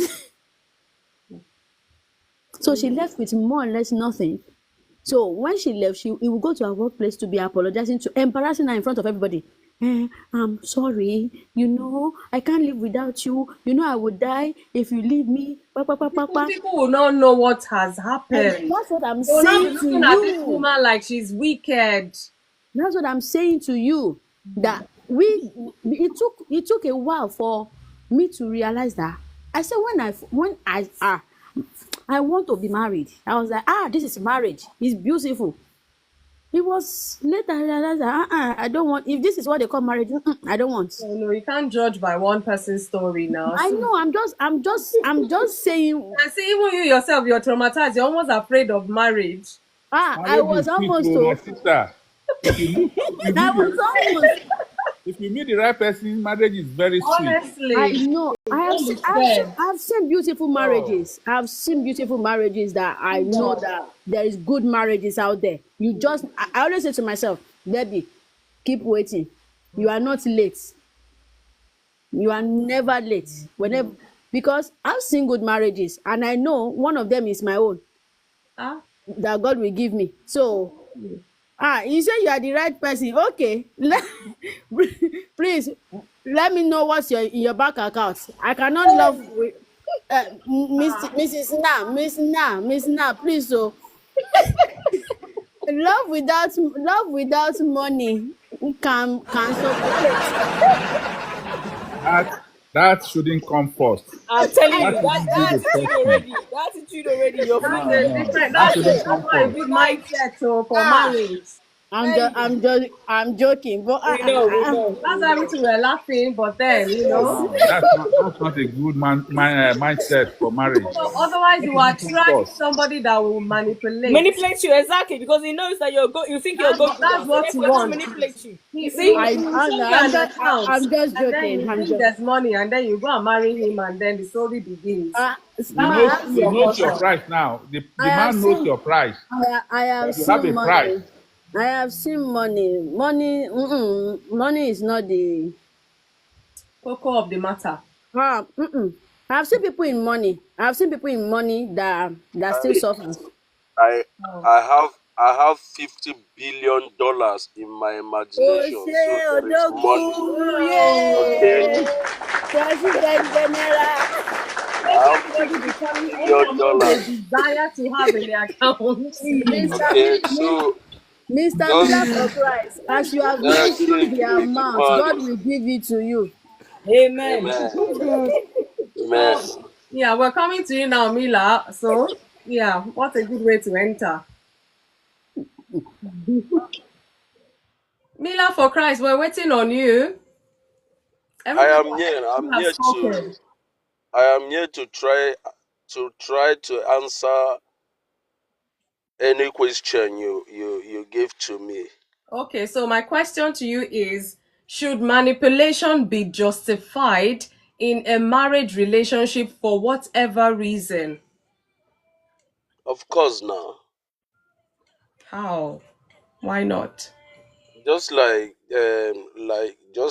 Debbie said, on what happened to that our sister. If that's if not that, it's just that God is so merciful that sometimes every day He forgives our sins. The man should be dealt with for wasting that beautiful woman years for no reason. Even when the woman, sometimes ladies will always say, "Let me make my marriage work." Even if they say I am the cause of this thing, maybe the reason why I've not given, the fault is from my side. But within herself, she know that this fault is not coming from her side. You understand? But just to keep things working, my dear, if that man is my brother, if that man happens to be my brother, I will sell him out. That for wasting someone's daughter's years for no reason. I can imagine that lady was prepared for marriage. That is why even at her earlier age, she decided to go and marry so that it will not be moving. Maybe this man will pick you understand? So all of a sudden he become a victim of someone who cannot even say truth to her. You understand? So the man need to be judged in one way or the other. And to me, if a man you're here, if for we men, let me just talk to ourselves. If you know that there is fault in your side, you are the cause of your problem. Don't waste that woman's time. Open up to her. If she want to stay, let her stay. She may even say, okay, for the sake of love and because of the the covenant I've made with God, that for better, for worse, or whatever, let me stay in this marriage. Okay, what we will do is that let's come together, adopt a child, and life better than wasting my time or whatever. My dear, is not good. We just have to be sincere and be honest to people, so that you will not just go and make someone's daughter and someone's son to be crying for what they don't know. No. So that is my take. Thank you. This one is food for thought. The scenario I mentioned earlier on, that guy was so sincere. He told his family that the fault is not from his wife, that he is the cause of the fault. And that's how they got solution to that problem. Being sincere, he was so sincere, he told his family after that test result, he told them, my wife has no problem, oh, I'm the problem. And so when the thing happened and they have the first child and the family came, those who said they are coming to throw her out of that house, they started begging her, kneeling down. The woman was crying, crying, crying. Sincerity sincerity of purpose is very, very important in marriage. Say the truth. Say it before the thing come out, because it will surely come out later. Whether Now, sooner or later, it will come yes, out. it will come out. Why don't you say the truth so that you can get help? It is well. There is no problem that has no solution. No problem that has no solution. There is people not find the solution. Sorry That's to the cut you, problem. sir. Sorry, sir. Imagine he had come clean. They would have adopted a child who will be 20 years old. That's what I'm saying. See, that's what I'm saying. Sometimes it's not about saying the truth. Let me use that word. When did you? When was the time? How did you say the truth on time? Let me use myself as an example. I remember when we were growing, I used to lie very well because of fear. My elder brother would beat me. And at the end, I will still stay the truth. But I have been already beaten like someone who has just what? Speak the truth. Just tell me the truth. Tell me how did this thing happen? I'll be afraid of my brother because he used to beat hell out of us. He don't. Once you mess up like this, he will start beating you because of that fear of can this my brother be beating? Although I grown up with that, I learned a lot of things from him. You understand? So it's not about saying the truth at the dying point. It's about realizing immediately you say the truth and there will be solutions for it. You mean so? Just like you said, when it's not after many years and you now say yes, so it's not my wife. It's not the fault is from my side. Why, if you have said the truth, they would have the child of maybe 20-something years. Between that time they got married, maybe that No, child will be the man did not 25 know. years old. The man, because of ignorance, he did not even know that he was the problem. He did not. Until after the test, he did not know. That's why I told you earlier on that ignorance is a destroyer. No, I'm even talking about Debbie's case, the one she mentioned. Oh, okay. Yeah. Confusion here. No. Because we've shared so many stories today, so we need to be clear. Yeah. Yes, sir. So God will help us. Amen. May we not just waste this in this we don't need we should not waste years this is a wasted land we are into. So if you begin to waste time again, my dear, we just need to wake up so that in the area we discover that, my dear, this thing will cause problem. We wake up Yeah, from they're that not even place open for and get adoption. it right. That is sad. At that time, they would even, I mean, you can adopt a baby, you can adopt a toddler, you can adopt a young child or something. And if it happens that it discover on time, like Lover is saying, brother Lover is saying, they would have adopted a child secretly. Not even anyone will know. Nobody will know. Secretly, they will have that child, and nobody will know that this child is not part of them. You understand? But now, if for example now, and if when they now discover that this is where they fought, and if they want to go and adopt a child, before you know it, family, if you happens to be that you came from a family where they will say, we know when they bring this one, we know when they carry this child come. My dear, you don't have right to do like this. Yeah, that child will be just, things like that. But it's well, Sha. It is It's well. well. What I was gonna say is, do you know what the worst thing about all this situation is? Is like you said, the wasted time. Because you can never get that back. You can never. And a lot of times when relationship gets to this point, that's what it hurts people. Because it's like, oh, I could have done this, I could have done that. Now, look where I am. What can I do now? And that is where people can really either lose their mind or go and do something criminal. And this is the seriousness of things like that when it Look, happens. let me tell you this. It's only God.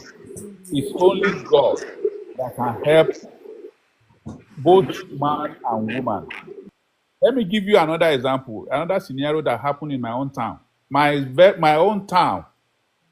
And this woman married this man, no child. You know what this woman did? He went back to her former boyfriend, go and sleep with the man, and got pregnant and took the first pregnant to the man that she married. Then the second time, she did the same thing. The third time, she did the same thing. After they've now educated those three kids traveled abroad to study and they started working. And things were not going well with them. So they started going out, asking questions. Then they met somebody who told them that they should go and meet their mom. Their mom is the cause. That their mom should tell them whom their father is. So they came back from London and met their mom and told them, this is what we find out. Oh, things are not going well with us. And they told us, you should tell us our real father. Hey. Then he told them the truth. And, they took this case to the king's house. Wow.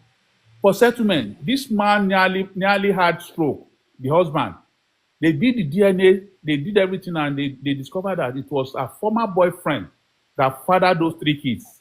Wow.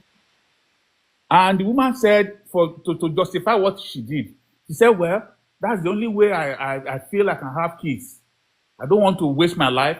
We've married for many years, no kids. So that's the only way. You know what the judgment was? They told the man, you have to take her to give those kids, give them to their father.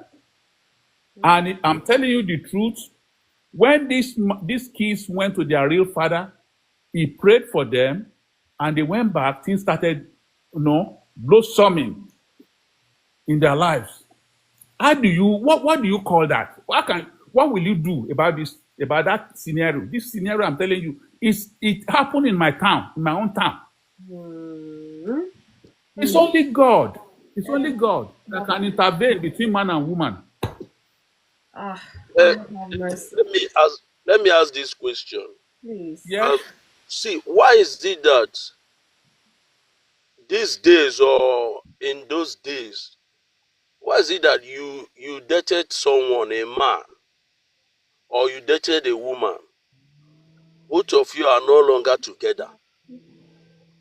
All of a sudden, you got married to a man or to a woman. You are now thinking about your ex, going to your ex. So these things are this is evil now.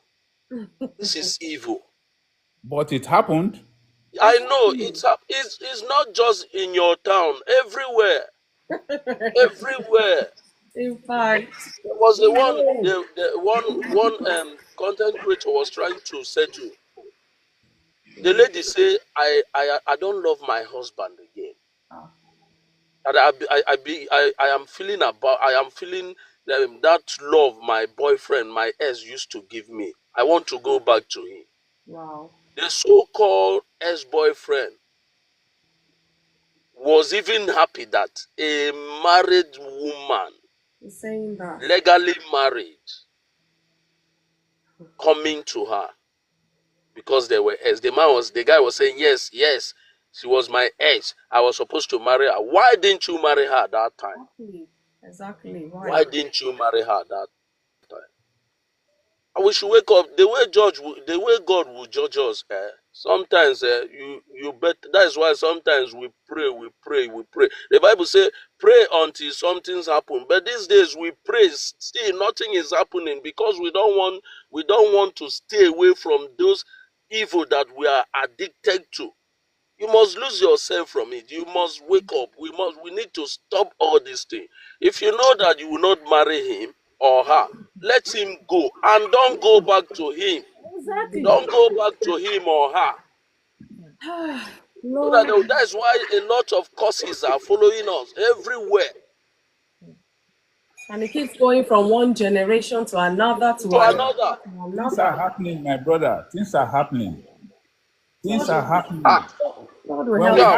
When we saw that, I was shivering. I was shivering when they asked us to go and do DNA test when I won visa lottery, and I was coming to America. I was shivering. I'm telling you the truth. I won't lie. Until the result came out, and the result confirmed that I'm the father of my kids. I'm telling you nothing but the truth. Glory be to God.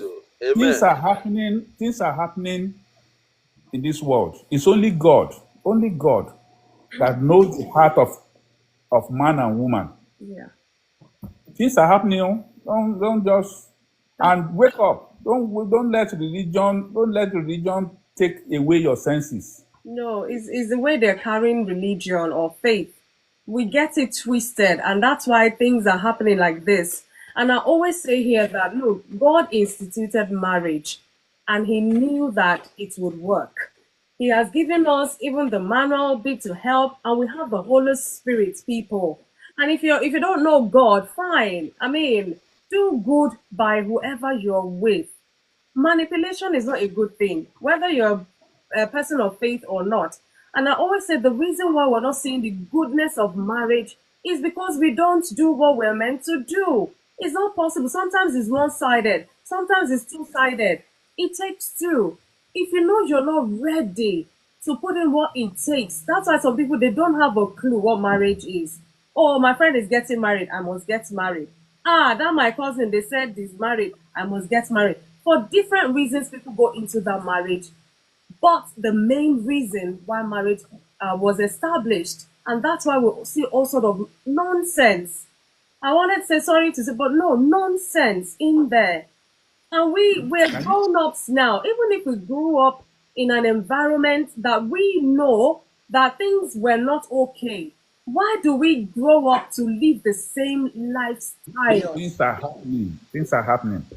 Can you imagine the woman justifying why she did what she did? Imagine. Can you imagine that? Said, well, I believe when the king asked her, why did you do this evil? After the result has come out, the DNA result. The woman said, well, Kabiyesi, I believe that's the only way I can have issues. I can have kids in this world. I don't want to waste my life. See, lover of good things. If it was a good thing, Chebi will try to justify it. If it was a good thing, she would have sat the husband down, my dear, oh, because all these years we don't have children, oh, I want to help us. Let me quickly run to my ex house and get the man will kill her. I'm coming back. I'm not leaving you. Oh. And I say, well done, my wife. But you quickly go. The man will kill her. In their right senses, you will tell that too. So you snuck behind to go and do that. What does that tell you? Is that a good thing? I mean, let's be real. You know what they told that man? What they told the man? They said, for your information, our king then was a lawyer. He said, according to law, those kids belong to her husband. Because they did marriage. According to law, those 3 kids, even though he did not father them, belongs to me. But I will tell you the truth, my brother. He called my son. He said, I will tell you the truth. You better give these kids to their rightful father and take heart and say, well, maybe you start all over again. And the good news is he divorced that woman and marry somebody else and start having kids. Oh, wow. But, at old age, this woman wasted all the man's resources on somebody else's kids. But those kids said, even though this man is not our father, we are going to take care of him. He raised us. He did everything for us. Wow. And they took good care of him. Wow. But it's both sides, both men and women. I believe we're not gender biased here. It's women. Only God can save man from the hands of a woman. And only God can save woman from the hands of man. Thank you, sir.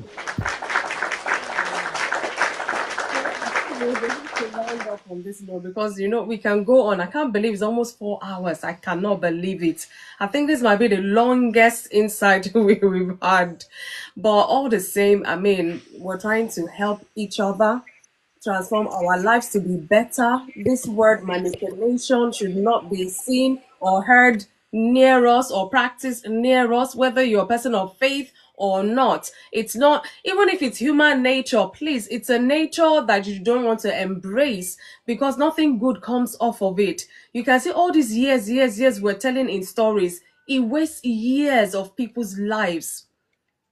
Honestly, may we do. Amen. God will help us. Leslie, thank you so much for that contribution as well. So it's the reason we're here. A lot of homes are suffering this. Communication. Choose not to manipulate your spouse. Honestly, choose that choice. Make that choice not to. Even if you feel they are weak or you can easily manipulate them, why must you? Rather, build them up to building their own self-esteem, self-confidence. That way, God will bless you. We have to be mindful. There's nothing more I can even say. You've heard it all. I just want to say to everyone, thank you so much. Thank you. For making this topic very insightful. All those stories, really, they are people's experiences. It really drives it home, just so you know that if you're the type manipulating someone, one day, just one day, and if you're the one being manipulated, one day God will open your eyes to see that this is no way to live life. And you can do better. We all can do better. We have the capacity to choose right. We have the capacity to be positive, not negative. Let us choose right so we can live a better life. Thank you all so much. Leslie, Debbie, thank you. Lover of good things. CJ. Oh, wow. I can't believe you're still here. Nah, God bless you. Thank you so much. Mila for Christ. God bless you. Everyone, thank you so much for your contribution. On this note, I'm going to say, well, next week, don't forget, next week is my last broadcast, so to say, live for the year. We'll do Monday and Thursday, and that will be us closing, and then we'll come back sometime in January. Thank you so much for making it. I started this year April, actually, so thank God for grace to keep coming back and coming back. And I'm grateful to all of you. You always make this a success. God bless you. Have a lovely, lovely night rest and enjoy the weekend as well. Remember, it's December. Don't eat too much turkey, but yeah, I'll see what. Don't eat too much lamb. Exactly. We still want to fit through the door. Thank you guys so much. Have a lovely night. Good night. Good Bye. night. Thank you. Bye. Thank you so much. Thank you.